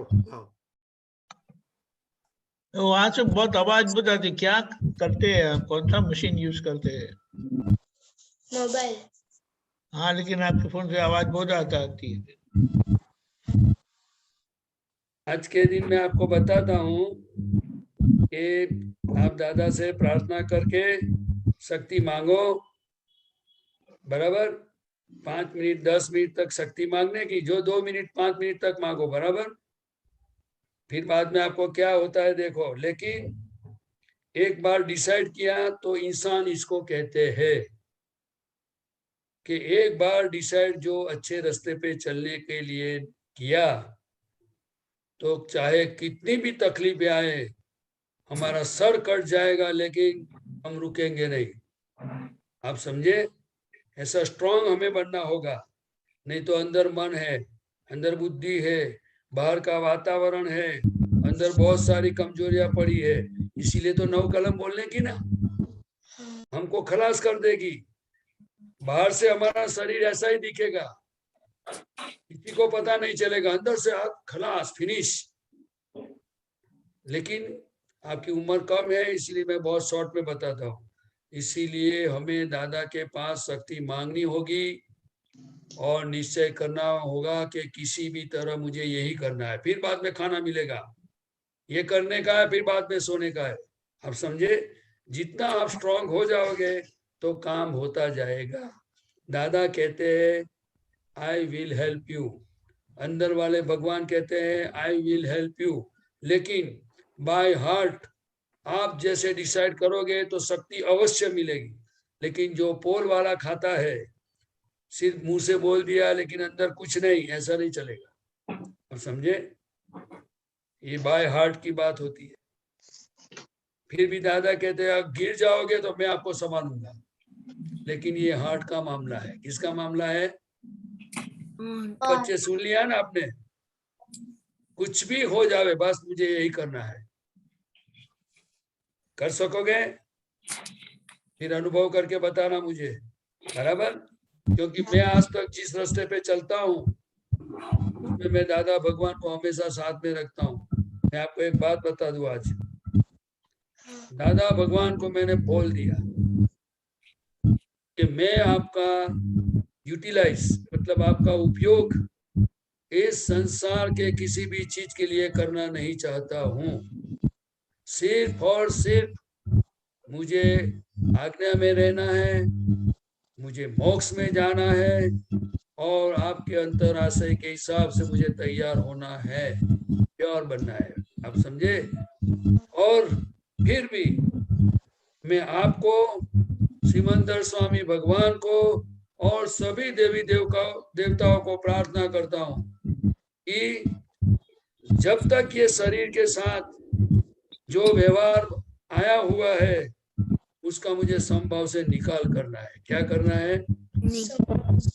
लेकिन मैं कभी भी इस रिलेटिव चीज के लिए आपका यूटिलाइज करना नहीं चाहता हूँ। मेरी एक सांस भी मुझे ऐसी यूज नहीं करनी है। आप समझे? लेकिन इसका अनुभव आप जब निश्चय करके चलोगे तो आपको पता चलेगा कि दादा भगवान क्या है। ये मैं नहीं बताऊंगा आपको, लेकिन आपको ये निश्चय करके आपको अनुभव करना होगा, तो पता चलेगा कि दादा भगवान सही में दादा है क्या, करना है कि नहीं। फिर पढ़ाई हो, फिर सोने की बाबत हो, कमजोरी हो, बिजनेस हो, शरीर का मामला हो, व्यवहार का हो, कोई भी हो, आप समझ गए ना? सब बच्चे को समझ में आया ना? ठीक है। नेमिल आप ब्लूटूथ यूज करते हैं? नहीं। अच्छा, ओके नेमिल, आपको सिंसियर होने का है, बिकॉज ये क्वेश्चन आप बहुत दफा पूछे हैं और आपको सिंसियरिटी करने का है। ओके, जय सच्चिदानंद। ओके, अभी हम पंच सुनेंगे। हरि भाई। जय सच्चिदानंद। कोट टोपी वाले दादाजी हमारे, कोट टोपी वाले दादाजी हमारे, हम है तुम्हारे नमस्कार हमारे। अंबारारा अंबालाला भीतर दादाजी बिराजे, उन्हें जो पहचाने जो चाहे वो पाले, उन्हें जो पहचाने जो चाहे वो पाले। Very good. आपने एक क्यों पसंद किया? मैंने नहीं, मेरी दीदी ने मुझे 2 दिए थे, उसमें से मुझे ये थोड़ा सा इजी लगा, इसलिए मुझे बहुत गुजराती नहीं आता ना, इसलिए। ओके, आपको क्या इसमें से क्या अच्छा लगा? इसमें से वो सेकंड लाइन है ना फर्स्ट की, हमें तुम्हारे नमस्कार हमारे। Okay, very good very good. तो 2 मिनट बात करने का है प्रदीप दादा उसके साथ, हरि का भाई के साथ। हाँ, जो आ गया ना, उन्हें जो पहचाने वो चाहे वो पाले, आप समझ गए ना? हाँ। दादा भगवान को नमस्कार करने से क्या मिलता है? क्या मिलता होगा? आज तक हमने 14 लोक का नाथ को कभी प्रगट को नमस्कार नहीं किया है, अगर किया होगा तो पता ही नहीं है कि नमस्कार कैसे। लेकिन इस काल में दादा ने, कविराज ने ऐसी भक्ति लिखी है वो कि जो भक्ति करते करते ही हमारा काम हो जाएगा, अब समझे ना? इसीलिए कविराज ने और भी लिखा है कि एम पटेल के अंदर जो प्रकट हो गए वही दादा भगवान है, और बाहर भी है, लेकिन वो उन्होंने बोला कि मैं भगवान नहीं हूँ, मैं तो ज्ञानी पुरुष हूँ, आप समझे ना? लेकिन वो तो वो बोलते हैं, लेकिन ये मूर्त परमात्मा है, जो उनकी भक्ति करेगा उसका काम हो जाएगा, बराबर। और सिमंदर स्वामी को, दादा को जो नमस्कार करते हैं, वो नमस्कार हमारे अंदर बैठे हुए, जो अंदर भगवान बैठे हैं, उनको नमस्कार पहुंचता है, वो हमारा काम हो जाएगा। इसीलिए दादा भगवान को नमस्कार करो, भक्ति करो, 9 कलमे और 5 आयत जो बताया है, पंचामृत, त्रिमंत्र वगैरह करो और भावना करो। हमें ये अच्छा मौका मिला है कि आप सभी हर रोज भावना करो कि हे दादा भगवान, पूरे विश्व में सबको ये पंचामृत की प्राप्ति हो, सिमंदर स्वामी का आपके निमित्त से अनुसंधान हो, और सबका कल्याण हो, और विश्व में सुख और शांति हो, और मैं उसमें निमित्त बनाना। मुझे कितनी कमाने का अवसर मिला है आप लोगों को। तो आप जितनी कल्प जो 5 आज्ञा करोगे परफेक्ट, तो देखो उसका कैसा फायदा होता है, आप समझे ना? चलो, जय सच्चिदानंद। जय सच्चिदानंद। कल आपका बर्थडे, बड़ा ब्रदर का टर्न है। ओके, हाँ, वेरी गुड। ओके, जय सच्चिदानंद एवरीबॉडी। जय सच्चिदानंद। जय सच्चिदानंद। गीता बहन। दादा जय सच्चिदानंद। बहुत अच्छा पद गाया, सभी बच्चों को जय सच्चिदानंद। अभी स्ट्रांग हो गए ना? हाँ। बोलो, वारस हो दादा ना, बोलो। वो मुझे नहीं आता। अरे सब बोलो जोर से। वारस रहो दादा ना, शूरवीर तारे लाओ जो, शूरवीर सबको बोलने का है। कायर बनो ना कोई दी, કષ્ટો સદા કંપાવજો દેશીના સંતાનને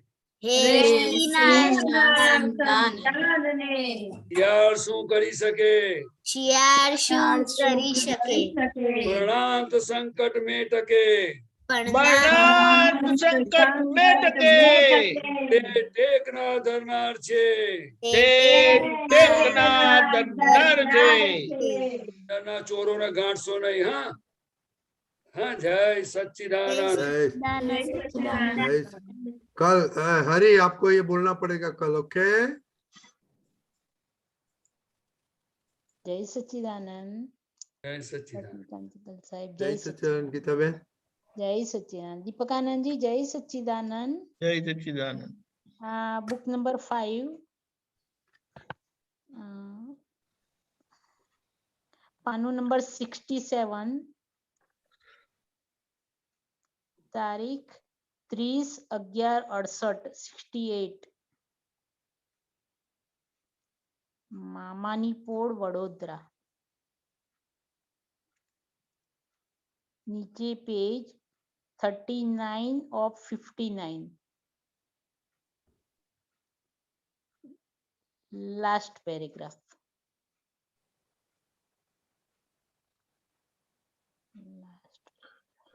लास्ट पैराग्राफ बोलो बोलो પ્રદીપાનંદજી સાહેબ જય સચ્ચિદાનંદ જય સચ્ચિદાનંદ સાહેબ અહીંયા દાદા ભગવાન કહે છે કે તમારો આત્મા મૂળ દશામાં છે જ્ઞાની પુરુષ મળી જાય તો તે અંતરાત્મા થાય છે ભગવાન પછી નિમિત્ત કારણ છે અહીં મારે ત્યાં કોઈ આવે ખૂબ વિચાર કરીને આવે કે બહુ બહુ બહુ પૂછીશ પણ અહીં આવે ને તે કંઈક બોલી ના શકે તો તે ન બોલી શકવાનું હું નિમિત્ત કારણ છું મેં કઈ તેને બોલવાની ના નથી પાડી આત્મા છૂટો જ છે પણ દેહધારી છું એટલે ભગવાન કહું છું પરમાત્મા દેહધારીને ના કહેવાય મારી વાત તો દરેકનો આત્મા કબૂલ કરે જ છે અજ્ઞાનીનો આત્મા પણ કબૂલ કરે છે મારે કંઈ કબૂલ કરાવવું પડતું નથી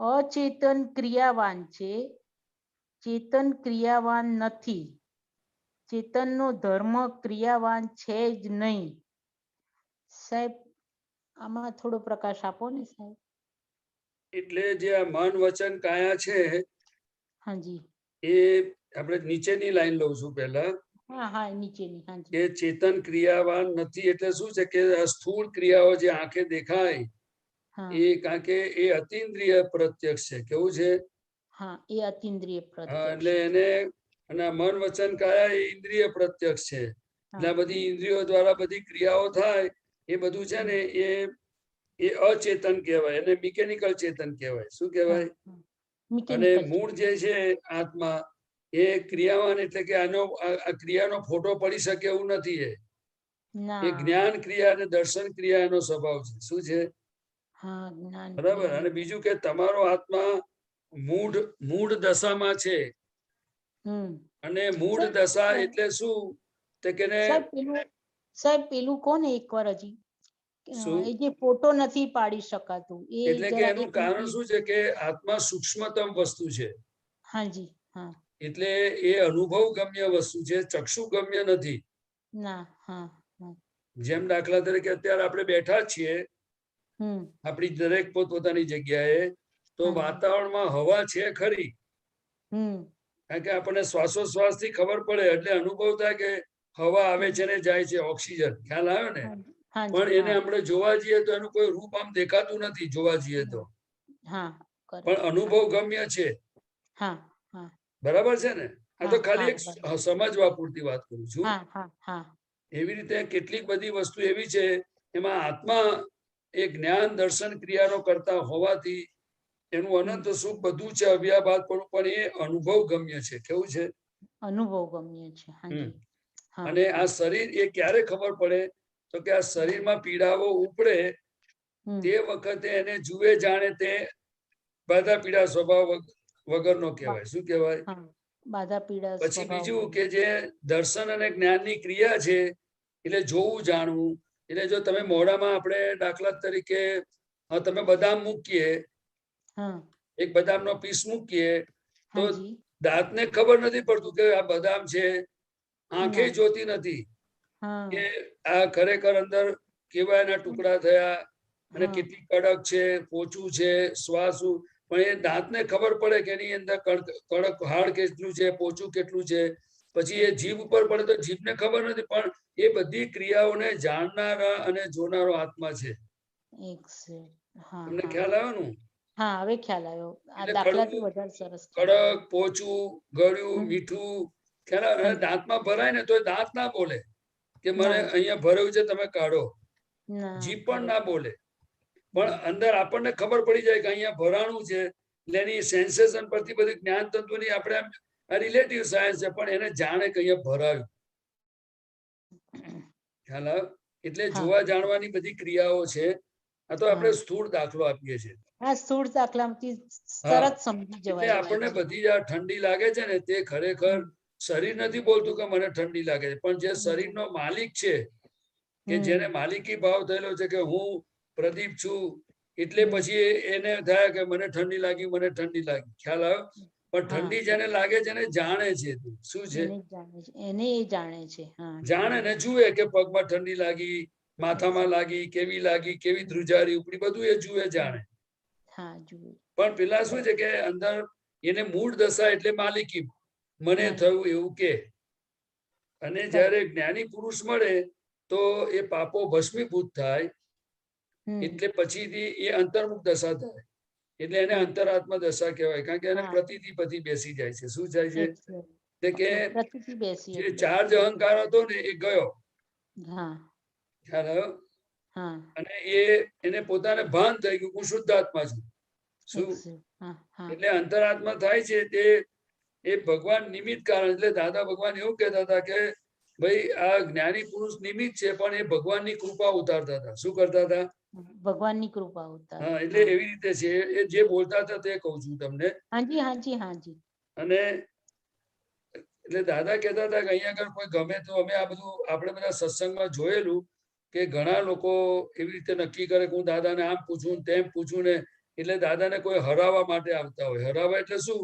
એવી પ્રશ્નોત્તરી હોય, એવું હોય ને, દરેકના મગજમાં અલગ અલગ હોય બધું. પણ દાદાની આગળ ઘણાની બોબડી બંધ થઈ જતી હતી. હવે દાદા કશું કરતા નતા. ખ્યાલ આવ્યો? પણ એ જ્ઞાની પુરુષનું એક એક વાણી એવી હતી ને કે પહેલા તો એ માલિક નતા એના. બરાબર છે? પછી આ વાણી આત્માને સ્પર્શીને નીકળતી. બરાબર? પછી ત્રીજી વસ્તુ કે વાણી એને પોતે ટેપ રેકોર્ડર કહેતા. એટલે પૂર્વે જે ટેપ થયેલી છે વાણી બોલે છે, એટલે ટોટલી જુદા રહેતા હતા. ક્યારે માય સ્પીચ એમને થયું નથી. બરાબર? બીજું કે એમને આજે અંદર ભગવાન પ્રગટ થઈ ગયા એટલે એમને બધું છે ને પ્રકાશમાં દેખાય. બધું શું થાય?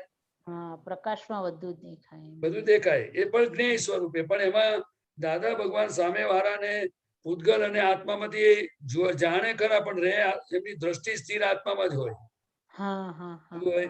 બીજી એમની વાણીની અંદર એવું વચન પણ હતું કે જે આવરણ ભેદી હતી. કે કોઈ પણ માણસ વાણી સાંભળે ને તો એના આત્માને સીધું આવરણો તોડીને આત્માને સ્પર્શ કરતું. આ બધું દાદા ભગવાનની એક આખી કુદરતી એમની પોતાની આગળની બધી સાધનાઓ અને આપણે બધાની પુણ્ય એટલે આપણને આવી રીતે આ બધું ભેગું થયું, આ જોવા જાણવાનું અને આ બધો અનુભવ થયો આપણને. શું થયો? અને દાદા ક્યારેય પણ શું છે કે એ પોતે વ્યવહારમાં કમ્પ્લીટ લઘુત્તમ પુરુષ તરીકે જીવતા હતા. એમને ક્યારેય, કારણ કે દેહથી તો જયારે જ્ઞાન થયું ત્યારથી એમને મારો દેહ છે એવું રહ્યું જ નથી.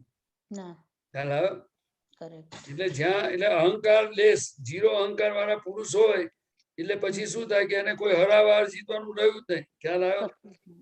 ટોટલી સહજ પુરુષ કહેવાય એમને. એટલે કુદરતને આધીન હતા. કેવા હતા? એ ભરેલો માલ જે રીતે નીકળે તે પ્રમાણે પોતે કુદરત રાખે એમ રહેતા હતા. એટલે ડખો દખલ નામે નહીં પ્રકૃતિમાં. હાજી આવી એમની બધી અટપટી દશા હતી. શું હતી? હા એટલે કોઈ એમને ઓળખી શકે નહીં ને એકદમ. ના ના ના. અને બીજું કે આ આત્મા છૂટો છે પણ દેહધારી છે એટલે ભગવાન કહું છું એટલે આત્મા છૂટા છે. આત્મા છૂટો છે પણ દેહધારી છું. એટલે પરમાત્મા ભગવાન દેહધારી ને ના કહેવાય. પરમાત્મા એટલે એબ્સોલ્યુટ દશા કહેવાય. પછી દેહનું આવરણ ના હોય. હા ના ના હોય. એટલે આ મૂળ વસ્તુ છે ને કે આત્મા, અંતરાત્મા અને પરમાત્મા એટલે મૂઢાત્મા, અંતરાત્મા અને પરમાત્મા એટલે ફૂલ સ્ટેજ કહેવાય. ફૂલ સ્ટેજ આપણી ઇન્ટ્રીમ ગવર્મેન્ટ. ખ્યાલ આવ્યો ને? એટલે આવી રીતે બધી આખી આ દાદા ભગવાને એ રીતે બધી વાત કરેલી છે. પ્રદીપ આનંદજી, આ દાદા ભગવાન નું આપ્ત સૂત્ર છે, જુઓ વાંચો. જો સ્વરૂપનું ભાન થતા પહેલા પ્રતિષ્ઠિત આત્માને જ આપણે જ્ઞાતા માનતા, એટલે કે હું જોઉં છું. અને સ્વરૂપ જ્ઞાન થયા પછી એ જ્ઞાતા પોતે જ જ્ઞેય થઈ જાય છે. જો આ સાયન્ટિફિક વાત એમણે થઈ.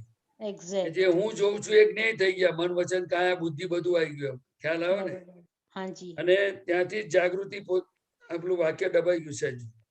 દીપક આનંદજી, જાગૃતિ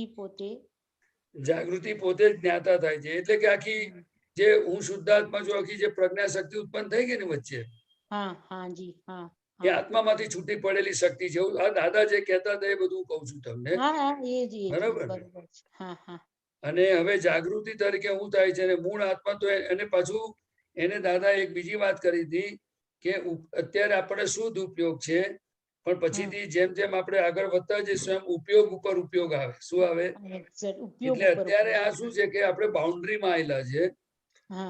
બાઉન્ડ્રીમાં અંતરાત્મા દશા એટલે મોક્ષની બાઉન્ડ્રીમાં કહેવાય, દરવાજામાં. પણ હવે અંદરના બધા સ્ટેશન બધા ધીરે ધીરે પાસ આજ્ઞા પાડીશું ને તેમ તેમ બધું ધીરે ધીરે સ્ટેશન નજીક આવતું જશે. ખ્યાલ આવે? એટલે દાદા કહે છે કે જ્યાં સુધી ફાઇલો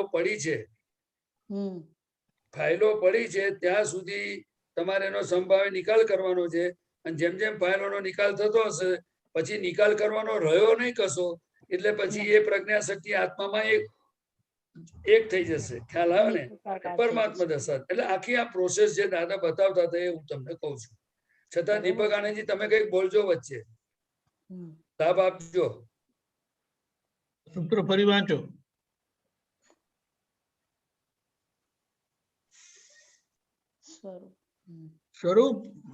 સ્વરૂપનું ભાન થતા પહેલા પ્રતિષ્ઠિત આત્માને જ આપણે જ્ઞાતા એટલે હું જાણું છું, હું જોઉં છું માનતા હતા. સ્વરૂપ જ્ઞાન પછી, કારણ કે હું ની માન્યતા નામ જોડે એકાકારપણું હતું. સ્વરૂપ જ્ઞાન પછી એ જ્ઞાતા એટલે નામધારી તે હું પોતે જ જ્ઞેય થઈ જાય છે. એટલે આ નામધારી જ્ઞેય થઈ જાય છે.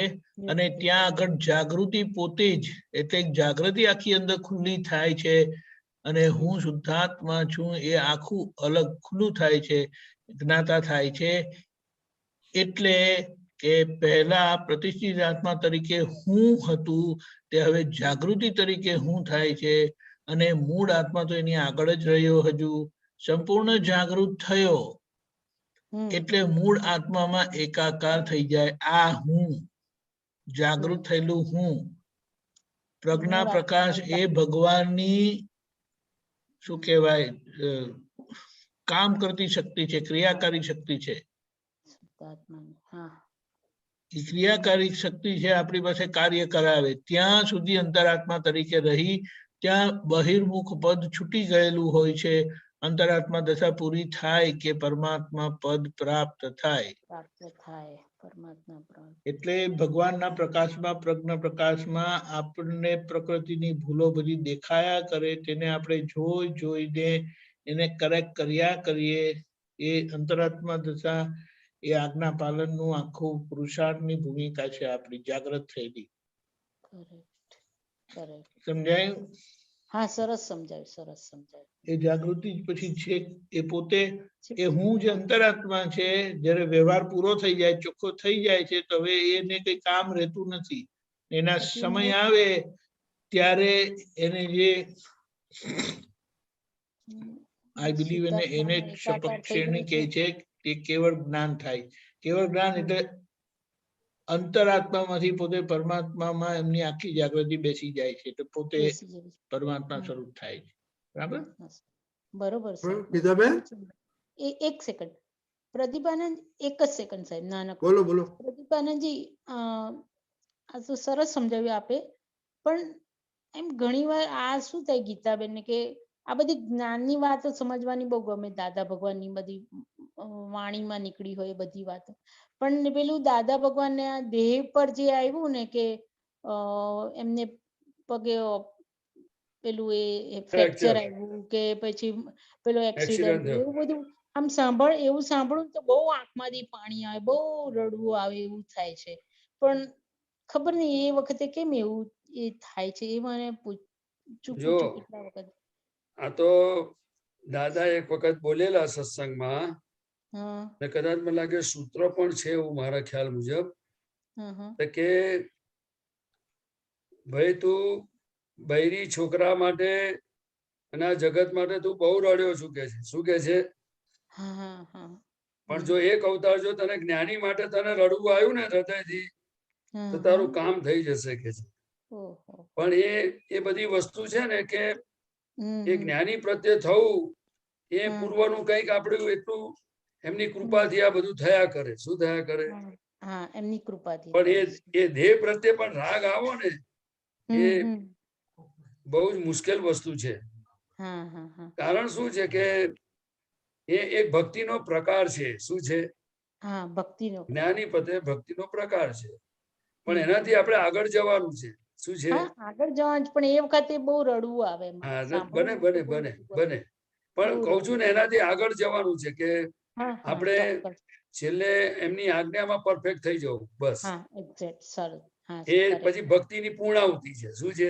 એટલે આજ્ઞા એ ધર્મ, અને આજ્ઞા એ તપ, અને આજ્ઞા એ જ મોક્ષ. ખ્યાલ આવે ને? એટલે આપણે આ બધું વસ્તુ હેલ્પિંગ છે, પણ આપણે જવાનું છે આ રીતે એમ. બરાબર? જરૂર છે સાહેબ. આશીર્વાદ આપો બસ દાદાની આજ્ઞા. જો હું તમને કહું કે આપણે બધાએ આ જગતની બધી વસ્તુને વાલી કરી છે. એ વખતે આપણને ખબર નથી કે આ વસ્તુ મૂકીને જવાનું છે, અને આ વસ્તુ મને ભટકાવનારું છે. પણ હવે આપણને ખબર પડી છે કે દાદા ભગવાન સિમંદર સ્વામી આ 5 આજ્ઞા આ આપણને છોડાવનારું છે, અને આપણને પોતાનું સાચું સુખ એટલે કે કાયમનું સુખનો અનુભવ આ સંસારમાં રહેવા છતાં કરાવનારું છે, અને આ જ રિયલ સુખ છે. તો હવે આપણે જેટલો બને એટલો જ્ઞાનીના પરિચયમાં રહેવું, જ્ઞાનીની ભક્તિમાં રહેવું. હું તો એટલું જ મને સમજાય છે કે ગાડી ગેલી પણ જો દાદાની ભક્તિ, નમસ્કાર, કંઈ પણ જો અવકાશમાં એનો ઉપયોગ કર્યો ને તો એક દિવસે સમય સાર થઈને ઉભો રહેશે. ખરેખર કરેક્ટ સાહેબ. ખ્યાલ આવ્યો? એટલે મોક્ષે જતા જ્ઞાનીની ભક્તિ બહુ હેલ્પિંગ છે, અને તો જ જ્ઞાન ચડે. જો જ્ઞાની પુરુષની ભક્તિ ના હોય તો કેવી દીપકાનંદજીને ખબર છે કૃપાળુ દેવે કેટલું બધું કહ્યું છે જ્ઞાની પુરુષની ભક્તિ વિશે. એટલે દીપકાનંદજી એક શબ્દ બોલો જ્ઞાની પુરુષની ભક્તિ વિશે. કીધું છે કે જ્ઞાની ભક્તિ ઈચ્છતા નથી, પણ પામર જીવને જો આ પ્રાપ્ત કરવું હોય તો એમની ભક્તિ કર્યા વગર છૂટકો નથી. એટલે એક જ અવતાર જ્ઞાનીની ભક્તિ પાછળ કાઢ્યો તો અનંત અવતારનું સાટું વળી જાય અને સીધા મોક્ષે જાય. જય સચ્ચિદાનંદ. જય સચ્ચિદાનંદ દીપકાનંદજી સાહેબ. જય રાખજો. હા, દાદા માટે રડવું આવે તો બહુ સારું. જય સચ્ચિદાનંદ પ્રદીપાનંદજી. હા, જય સચ્ચિદાનંદ. જય સચ્ચિદાનંદ ગીતાબેન, વૈશાલીબેન. જય સચ્ચિદાનંદ અંકલ. જય સચ્ચિદાનંદ દીપકાનંદજી. જય સચ્ચિદાનંદ. આ નાના છોકરાઓના સત્સંગમાં હમણાં વાત કરી હતી કે આ બધા મશીન, સ્પેશિયલી ફોન, કે ચિત્તને અશુદ્ધ કરે. પણ એવું હોય કે તમારે મારા બિઝનેસ માટે મારે ફોનને વાપરવો જ પડે એવું હોય, કે અમુક સોશિયલ મીડિયા પર કંઈ કરવું પડતું હોય, કે ફેસબુક છે કે ઇન્સ્ટાગ્રામ છે કે ગમે તે, તો 2 વસ્તુ છે. એક કે એને ટાઈમલી ઉપયોગ કેવી રીતે કરવાનો, ને એવું થાય કે જ્યારે એનો ઉપયોગ કરું ત્યારે જે બધાના ફેસ આવે કે જે આવે એમાં પણ શુદ્ધાત્મા જોઈ શકાય? જોઈ શકાય ને. આપણું જ્ઞાન કોઈ જગ્યાએ બાધક થતું જ નથી. બરાબર. તો એનો ઉપયોગ કેવી રીતે કરવો, કારણ કે ધંધાની રીતે કરવો પડતો હોય. જો દાદા ભગવાને બે વસ્તુ કહી કે તમે ડ્યુટી બાઉન્ડ છો, એટલે કે તમારી જે આ બધું ફરજિયાત છે, બરાબર. હવે બિઝનેસ કરતા હો કે એમાં જે ફરજિયાત હોય તો તમારે કરવું જ પડે, કારણ કે એ તમારી ઈચ્છા હોય કે ના હોય ને તો તમારું બધું તમારું તંત્ર કોણ ચલાવે, બરાબર. પણ આપણું કેવું હોય કે જયારે આપણે ફ્રી પડ્યા, એટલે જયારે કામ ના હોય ત્યારે એને અડવું નહીં જોઈએ. પછી આપણે એનું કેલ્ક્યુલેશન હોવું જોઈએ કે આટલા કલાક મેં ધંધા માટે નાખ્યા, તો હવે મારા આત્મા માટે તો હું 2 કલાક નાખું કે નહીં. ખ્યાલ આવે ને? તો એ શું થાય છે તો કે પેલું ફરજિયાત છે, અને આ ભક્તિ છે મરજિયાત છે. શું છે? તમારે ટીવી, મોબાઈલ કે કોઈ પણ ઇન્સ્ટ્રુમેન્ટ હોય એને તમારે મરજીથી વાપરવું કે ફરજિયાત વાપરવું, એનું ડિમાર્કેશન કે એનું કોણ માપ નક્કી કરે? એ તો પોતે જ નક્કી કરવાનું છે. ખ્યાલ આવે ને? હવે બીજી વાત કે ટીવી, મીડિયા, મોબાઈલ ખોટું નથી, આ બહુ સમજવા જેવું છે. એની અંદર ઘણા આપતા સૂત્રો મોકલે તો તમે વાંચો તો તમને દાદાની વાતો જાણવા મળે. ઘણા લોકો પદો સાંભળે, ઘણીવાર દાદાનો સત્સંગ પણ સાંભળે. એટલે કે વસ્તુ 100% ખોટી છે એવું નથી, પણ એનો ઉપયોગ તમે એના માટે કરો છો કે પછી બીજા માટે કરો છો, એનું તમારે માપદંડ દરેકે પોતપોતાની રીતે કાઢવું પડે. પણ હું એટલું જરૂર કહું છું કે એક દિવસ અમે દાદા ભગવાનની હાજરીમાં અમે રામાયણ જોવા ગયા હતા. તે વખત રામાયણ સિરિયલ ચાલતી હતી. એટલે પછી દાદાએ જોયું કે આ બધા કઈ ગયા, તો અમે તો બધા એક એક કરીને બધા આપતા પુત્રો જે 2-5 હશું તો બધા રામાયણ જોવા જતા રહ્યા. પછી ધીરે ધીરે કરીને અમે આવી ગયા. એટલે દાદાએ પૂછ્યું ક્યાં ગયા હતા, તો અમે તરત જ કહી દીધું કે ભાઈ અમે રામાયણ જોવા ગયેલા. હેમ? હવે દાદા એવું નતું કહ્યું કે આ ખોટું છે. દાદા આટલું જ બોલ્યા કે જીવતા રામને મૂકીને એટલે ટીવીના રામને જોવા ગયા, પણ વાત પહોંચી નહીં. પછી બીજી વાત કરી દાદાએ, તો કે જો સાધન એ જડ વસ્તુ છે. કે શું કહ્યું એમણે? સાધન જડ છે. હવે અમારા સંજોગોની વાત જુદી છે ને આ બધાએ કે એવી રીતે પકડવાની નથી, એને થોડી વિગતે સમજવાની જરૂર છે. પણ અમારી હાજરીમાં એવું બોલ્યા કે આ જડ વસ્તુ છે, જો તમે એના સંગમાં રહેશો તો તમને જડતા ઉત્પન્ન કરાવશે. એટલે એમનું શું કહેવું હતું કે અમે પોતે હાજર છીએ. અલ્લાહ, તમે આ યુવાનીમાં તમને આવા દાદા મળ્યા છે, તમે તમારું કામ કાઢી લો. આ મનુષ્ય જીવનનું ઠેકાણું નથી, આ બધા પરપોટા કહેવાય. એટલે એ દાદાના હૃદયમાં શું છે કે કલ્યાણની ભાવના હોય ને એટલે પછી નિમિત્ત નૈમિત્તિક બધી વાણી નીકળતી હતી. એટલે આપણે એને એકાંતિક નહીં લેવી જોઈએ. તમારે વ્યવહારમાં એને સાધનની જરૂર તો વાપરવું જોઈએ, ના ક્યાં પાડીએ છીએ. દાદા કોઈ ચીજના વિરોધી નતા, અને વિતરાગો ની સૌથી મોટામાં મોટી બ્યુટી હોય તો ક્યારેય કોઈ વસ્તુને ખોટી કહી નથી. પણ એનું પરિણામ શું છે એ બોલતા થાય કે દરેક વસ્તુનું પરિણામ આવે. શું આવે? પરિણામ આવે. તો હવે આપણે સમજવું જોઈએ. અને દાદા તો ખટપટિયા હતા, એટલે એમણે કહ્યું કે તમે તમારું માપદંડ નક્કી કરજો. બરાબર. તમે એક બહુ સરસ વાત કરી કે એનું જેટલો ટાઈમ પેલામાં કાઢીએ એટલો આત્મા. મારા છોકરા નાના હતા ને ત્યારે એવી કન્ડિશન હતી કે તમે 1 કલાક ટીવી જોવો છો તો તમારે 1 કલાક બહાર રમવું પણ પડશે. એવી રીતનું જ છે કે જો ફરજિયાત હોય કે મરજિયાત 2 કલાક ફોન પર કાઢે કે ટીવી જોવામાં કાઢે તો એટલા 2 કલાક આત્મામાં પણ કાઢવાના, તો એ બેલેન્સ રહી શકે. અને એક વસ્તુ છે દાદા કે આપણે આપણી જાતને નહીં વળીએ, એને નહીં સમજાવીએ તો લોકો સમજાવવા આવશે? અત્યારે કોણ સમજાવશે કે તમે કયા રસ્તે છો ને શું થશે એનું પરિણામ? તો આપણને આવો સરસ માર્ગ મળ્યો છે તો આપણે 5 મિનિટ 10 મિનિટ કરતા કરતા આપણે રસ્તે વાળ્યા કરવાની પ્રકૃતિને, અને એને પાટે ચડાવી દેવાની. બરાબર ને? એનું નામ તો પુરુષાર્થ કહેવાય. એનું નામ પુરુષાર્થ કહેવાય. દાદા કે ખરેખર તો જરૂર પડે ને તો પ્રકૃતિને વળવી પડે ને 2 ધોલે મારવી પડે. એની કેવી એની ભૂલ છે એના પ્રમાણે એને ટ્રીટમેન્ટ કરાય. ડોક્ટરો જેમ રોગ પ્રમાણે ટ્રીટમેન્ટ કરે કે ના કરે? એના જેવું છે. અને દાદા ભગવાને સૌથી મોટી વાત આ જાણવાની છે કે અબજોની વસ્તીમાં આપણને આટલો સરસ માર્ગ સમજમાં આવ્યો, સાંભળવા મળે છે, તો આપણે શા માટે આપણે ખોટા રસ્તે સમય ગવાવો જોઈએ? અક્રમ કરીને આપણે પોલ વાગી જાય તો નુકસાન તો આપણા ચોપડે છે. અક્રમ જ્ઞાનને થોડું નુકસાન છે, આ જગતને થોડું નુકસાન છે, દાદા ભગવાનને થોડું નુકસાન છે.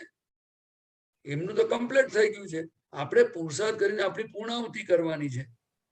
અને બીજી વાત કે આપણે બેઠા બેઠા બધું તારો તો કાઢવો જોઈએ ને, સમજણ તો કેળવવી જ પડે ને, કે ના કેળવવી પડે? હું તમને કહું, જાગ્રત કોને કહેવાય? જાગ્રત એટલે દેખતો માણસ. એને બધું ખબર પડે કે આ સાચું છે, ખોટું છે, હિતકારી છે, અહિતકારી છે, બધું ખબર પડે. ના પડે?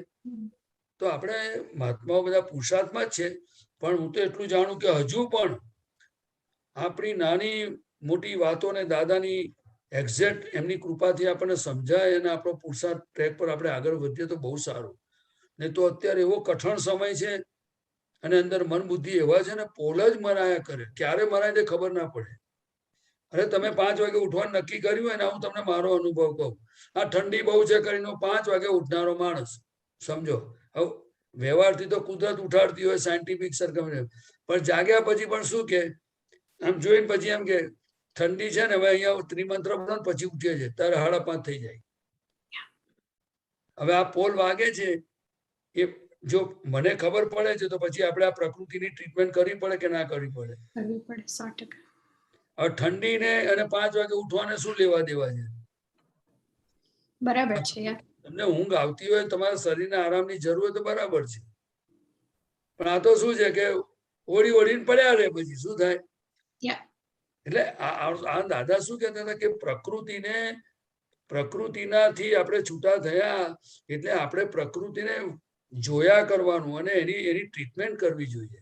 એને ભાન ના હોય આપણે ચેતન છે, એ થોડી ચેતન છે. બરાબર છે. કોણ ચેતન છે મને કહો? અને બુદ્ધિ તો મોક્ષ માર્ગથી વિરુદ્ધ છે, એ તો વિપરીત થયેલી છે. મન તો ગયા અવતારનું છે. 100%. અને આજુબાજુ આપણા જે બી સગા સંબંધીઓ, ધંધાદારી, એને કઈ આપણા મોક્ષની પડી નથી. એ તો આપણને ઋણાનુબંધથી ભેગા થવું, પછી એના પ્રત્યે રાગ થવો, એના પ્રત્યે દ્વેષ થવો, એ તો પૂર્વભાવનું છે. એ કઈ થોડું પરમેનન્ટ વસ્તુ છે, તો ટેમ્પરરી છે. તો બોલાય નહીં એવું કા ટેમ્પરરી છે, પણ સમજવાનું તો ખરું જ ને.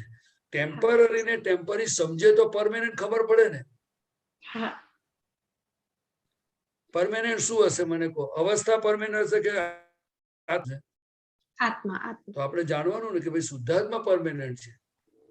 પણ આ શું છે કે આ બધો સબ્જેક્ટ એવો છે કે આપણે સત્સંગમાં રહી અને ખરેખર આપણને એટલો આ મીડિયા ઝૂમ પરથી ચાન્સ મળ્યો છે કે આપણે આપણી જાતને જોતા, દાદાએ જે કર્યા છે જ્ઞાને કરીને, તો હવે એને વધુ ચોક્કસ થતા જઈએ બધા ખૂણેથી, કે આપણે એક એક સમય આપણા પોતાના માટે કામ લાગે. પોતાના આત્માનો કેવી રીતે આપણો ઉઘાડ થાય, આપણું સુખ આપણને આવે, આપણને અંદર ખુમારી આવે.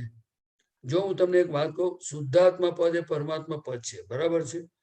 છતાંય તમે જોજો કે આપણને સંજોગો મૂંઝવે છે કે નથી મૂંઝવતા?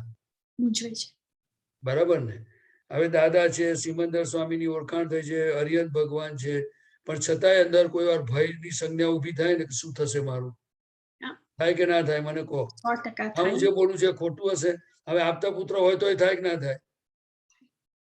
કે આપતા પુત્ર થાય એટલે કઈ પૂતગલ થોડું છૂટી ગયું? ગયા અવતારનો કચરો માલ તો બધો હોય કે ના હોય? જો આપણને ત્યાં ખબર પડી છે કે હું અનંત ઐશ્વર્ય વાળો, અનંત શક્તિ વાળો, અનંત સુખ વાળો, છતાં આ સંજોગ મને ભય લગાડે છે.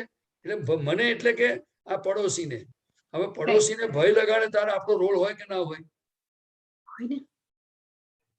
કે ગભરાશો નહીં, અમે બેઠા તમારી જોડે. પણ એવું તે વખતે કેટલું બધું મોડેથી આવે યાદ. મોડેથી યાદ આવે. એક્ઝેક્ટલી.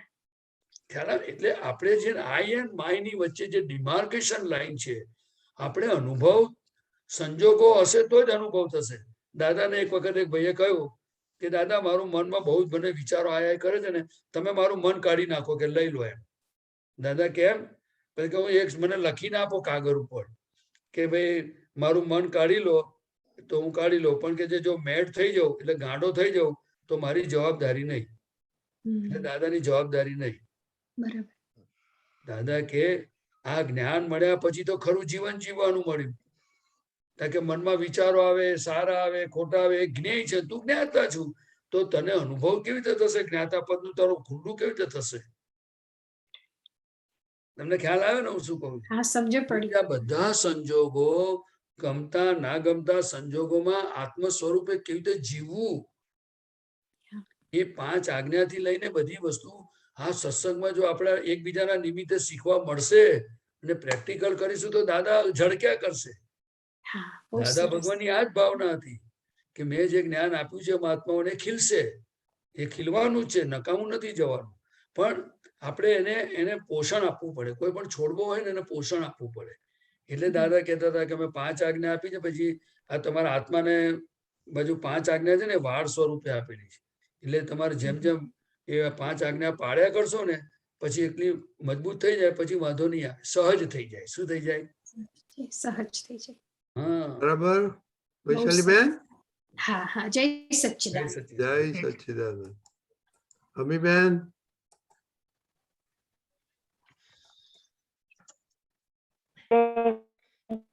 જય સચ્ચિદાનંદ. તમારો વોઇસ નથી આવતો, વિડિયો બંધ કરવો પડશે.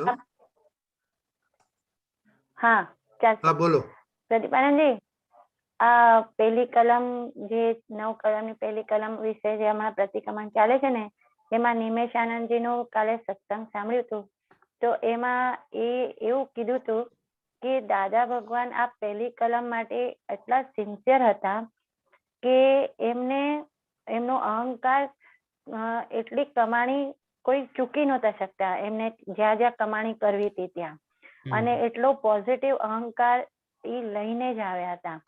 એટલે એટલો ખુમારી વાળો એમનો અહંકાર હતો કે બીજાને જે બધું આપી દેવું, બસ એવું જ એમને રહેતું હતું.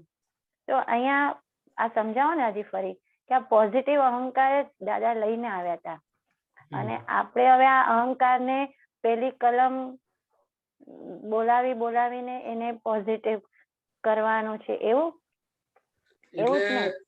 એટલે કરવાનું નથી.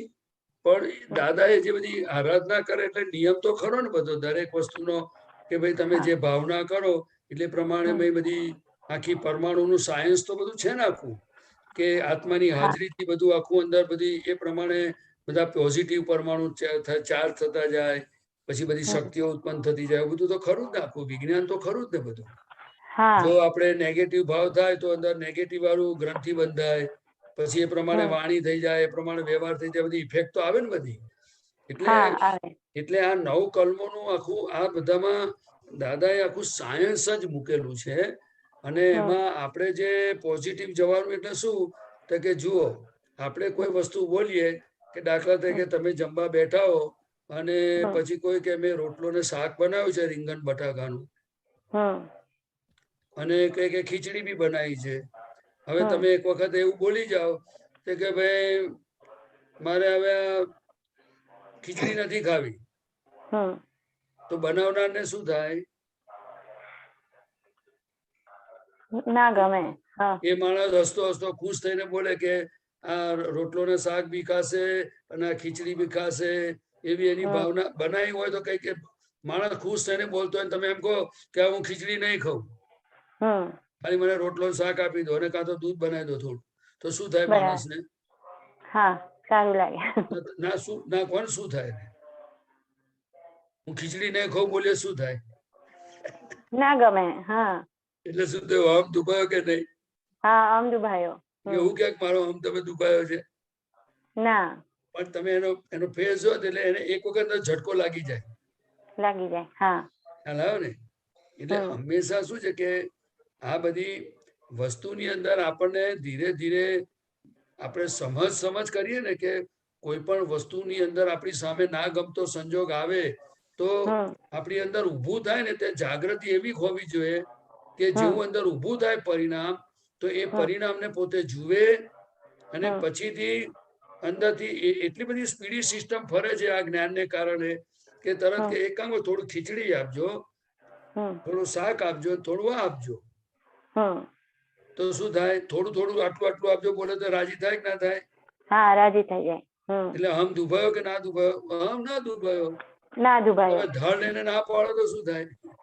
હા, એમના અમને ઠેસ હવે પહોંચે. સમજો કે તમે જમવા બેઠા અને કોઈ કહે કે તમે અડધર લો, આ બા અડધર ના બધું લો, પછી તમે કહો ભાઈ આ તો કોરી પડી ગઈ છે ને આ બધું આમ છે તેમ છે, તો પછી એને શું થાય? પછી કે અત્યારે ના ખવાય, હવારે ખવાય, એવું બોલો શું થાય? એના કરતા કે એક કામ કરો, મને સેજ એક ચમચી આપી દો ને. એટલે આ એક બાજુ અભ્યંતર તપ પણ છે, એક બાજુ કોમન સેન્સ છે, એક બાજુ જાગૃતિ છે. આ પણ જાગૃતિના બેઝ ઉપર આ બધું પોતાના મન વચન કાયાની અંદર આ સમજણો સત્સંગમાંથી બધી અંદર સમજણો બધી પડેલી હોય ને કે અહમ કેવી રીતે દુભાય, માણસને કેવી રીતે એને દુઃખ ના થાય, અથવા કઈ થયું હોય તેને કેવી રીતે રિપેર કરી લેવું, એ બધું જાગૃતિ હોય તો બધું આવડે. બરાબર. ખ્યાલ આવ્યો? હા, એને પોઝિટિવ અહંકાર કીધો. હા, એના પોઝિટિવ અહંકાર એટલે આ બધી છે ને શક્તિઓ આપણા મહાત્મામાં બહુ જ ખીલે, પણ એ જાગૃતિ હોય અને આ સમજ કરે ને મારે કોઈને દુઃખ નથી દેવું, મારે કોઈનો અહમ નથી દુભાવો, મારે મોક્ષે જ જવું છે, મારે આજ્ઞામાં જ રહેવું છે, એવું જેમ જેમ એને નક્કી થતું જાય ને એમ પછી દાદાની કૃપાથી એનું વિઝન ફર્યા કરે. શું થાય? વિઝન ફર્યા કરે. બરાબર. એટલે શું થાય છે કે નેગેટિવિટી પડેલી છે અંદર પૂર્વભવની, પણ આ જાગૃતિને કારણે આખી એ શક્તિ બધી સમજણે કરીને ઊભી થાય, એટલે નેગેટિવ ઊભું થાય ને તરત પાછું એની અમે પોઝિટિવ શક્તિ કામ કરે, જાગૃતિને કારણે. એટલે બીજું કે વ્યવહારમાં અહમ દુભાવો એ બહુ જ સમજવાની જરૂર છે આપણે બધાએ. દાખલા તરીકે કોઈ વ્યક્તિ હોય અને દાખલા તરીકે કશું લઈને જતો હોય અને એના હાથમાંથી પડી ગયું. હવે તમે એને પહેલા કહ્યું હોય કે ભાઈ તું જરા ધ્યાન રાખજે, બધું પરફેક્ટ કરજે, એવું તમે કહ્યું હોય, પણ છતાંય એની રીતે કરે ને પછી બધું કઈ ગડબડ થઈ તો ત્યાં શું કરવાનું? ત્યાં આપણે બોલીએ કે મેં તને કહ્યું તું ને, તું માનતો નથી, તો હમ દુભાય કે શું થાય? આપણે એને કહીએ આવું થયું, હા લાય તને ચલો તને હેલ્પ કરું, આપણે શું કરીએ, લાય હું આપણે આમ મૂકી દઈએ, તો એને શું થાય? તમે ડગલે ને પગલે. આ તમને હું જે દાખલા કહું છું તમને સમજાય છે ને થોડા ઘણા? સમજાય છે, સમજાય છે. એટલે આ વસ્તુ ક્યારે જડે કે દરેક વ્યવહાર પોતાની આ પર આવે છે કોઈ વ્યક્તિનો, એ વ્યવહાર જયારે પોતાની જાત પર એને અંદર ડંખે અથવા એને દુઃખદાયક થાય ત્યારે એને જુએ, ત્યારે એને ખબર પડે કે હવે આવો વ્યવહાર મારે બીજા જોડે કરવો નથી. જે કોઈના વ્યવહારથી વાણીથી જો મને દુઃખ થાય છે, અથવા તમને જ્ઞાન હમણાં બાજુ પર રાખું છું, આ પ્રદીપને દુઃખ થાય છે એટલે આપણે તરત કહો પ્રદીપભાઈ હવે તમે બીજાની જોડે આવો વ્યવહાર કરતા નહીં, જો તમારે મોક્ષે જવું હોય તો અને વ્યવહારમાં સુખી થવું હોય તો. એટલે દાદા ભગવાને હીરાબાના પ્રસંગોમાં બધે ફરી ગયેલા, બધા જોડે મહાત્માઓ જોડે પણ દાદાનું ડીલિંગ જ એવી રીતનું હતું. ખ્યાલ આવ્યો?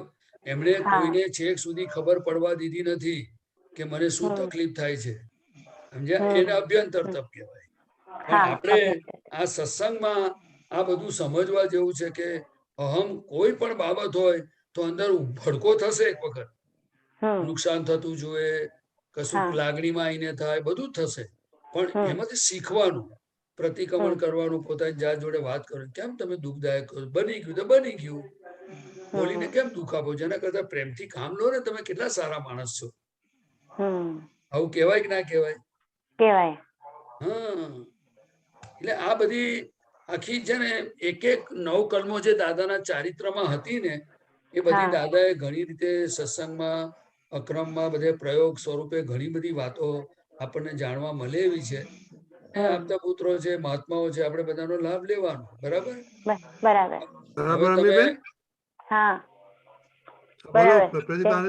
હાજી શું બોલો બોલો. ના બસ મેં તમને અહમ ના દાખલા એક બે ખબર પડી ને થોડું? હા પડી. બસ Okay. ચાલશે ને આપણું?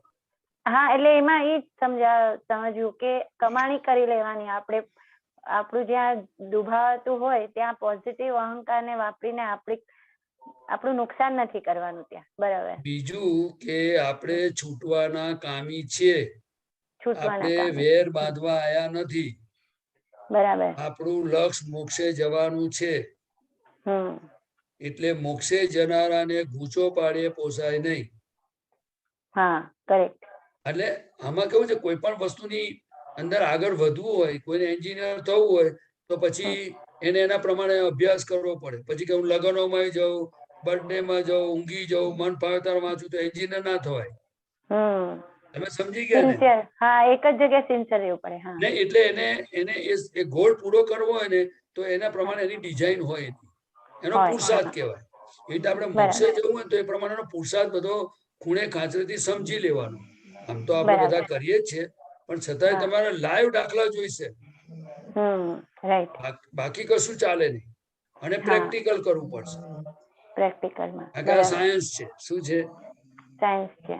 એટલે દાદા કહેતા હતા કે નાનું છોકરું હોય ને એને તમે જો આમ આંખ કાઢો ને ચૂપ તો છે ને એ ડગાઈ જાય કે છે. એને એવું કહેવાનું તું કેટલો ડાયો છોકરો છે, લાવ તું મને આપી દે, જો આપણે મમ્મીને આપીએ, જો આને આમ કરીએ તો એ છે ને એ આમ પછી છોડી દે ધીમે નહીં. ખ્યાલ આવ્યો? તો આ પ્રકૃતિ એ બાળક સ્વરૂપ છે. શું છે? હા બાળક સ્વરૂપ છે. એટલે તમને કહો ને કે જો તમે છંછેડો તો બચકું ભલે દાદા કે શું બરાબર સમજ્યા? તમે સમજી ગયા ને? હા સમજી ગયા. એટલે બાળક જેવી પ્રકૃતિ ને એટલે જેટલું એના અહંકારને પટાઈને કામ લો ને કે એને વાગે નહીં એ રીતે કામ લઈએ તો આપણું કામ પાર પડી. એટલે ટૂંકમાં આપણે ફસાઈએ નહીં એમાં. હા આપણે ફસાઈએ. એટલે આપણે જો ગૂંચ ના પડે એમ એવું કહેવા માંગે. સરસ ખૂબ સરસ. જય સચ્ચિદાનંદ. ઓકે હવે આપણો ટાઈમ થઈ ગયો છે. આનંદજી ત્રિમંત્ર બોલો. અમીબેન પ્લીઝ ફોલો. નમો વિતરાગાય. નમો વિતરાગાય. નમો અરિહંતાણમ. નમો અરિહંતાણમ. નમો સિદ્ધાણમ. નમો સિદ્ધાણમ. નમો આયરિયાણમ. નમો આયરિયાણમ. નમો ઉવઝાયાણમ. નમો ઉવજ્જાયાણમ. નમો લોએ સવ સાહુણમ.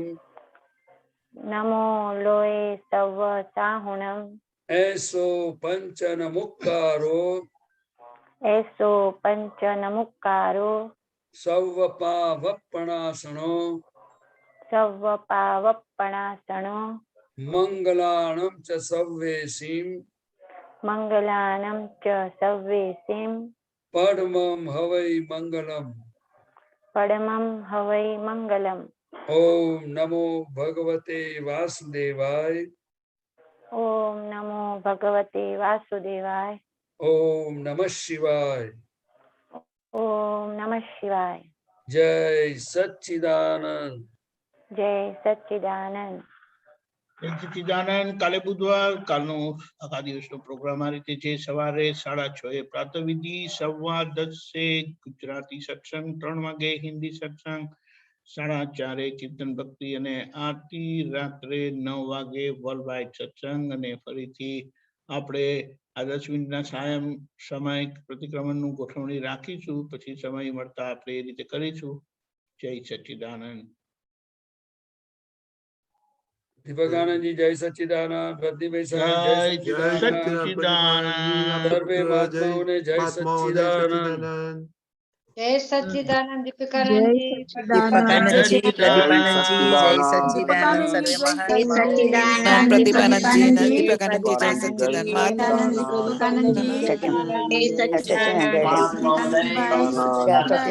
જય સચ્ચિદાનંદ.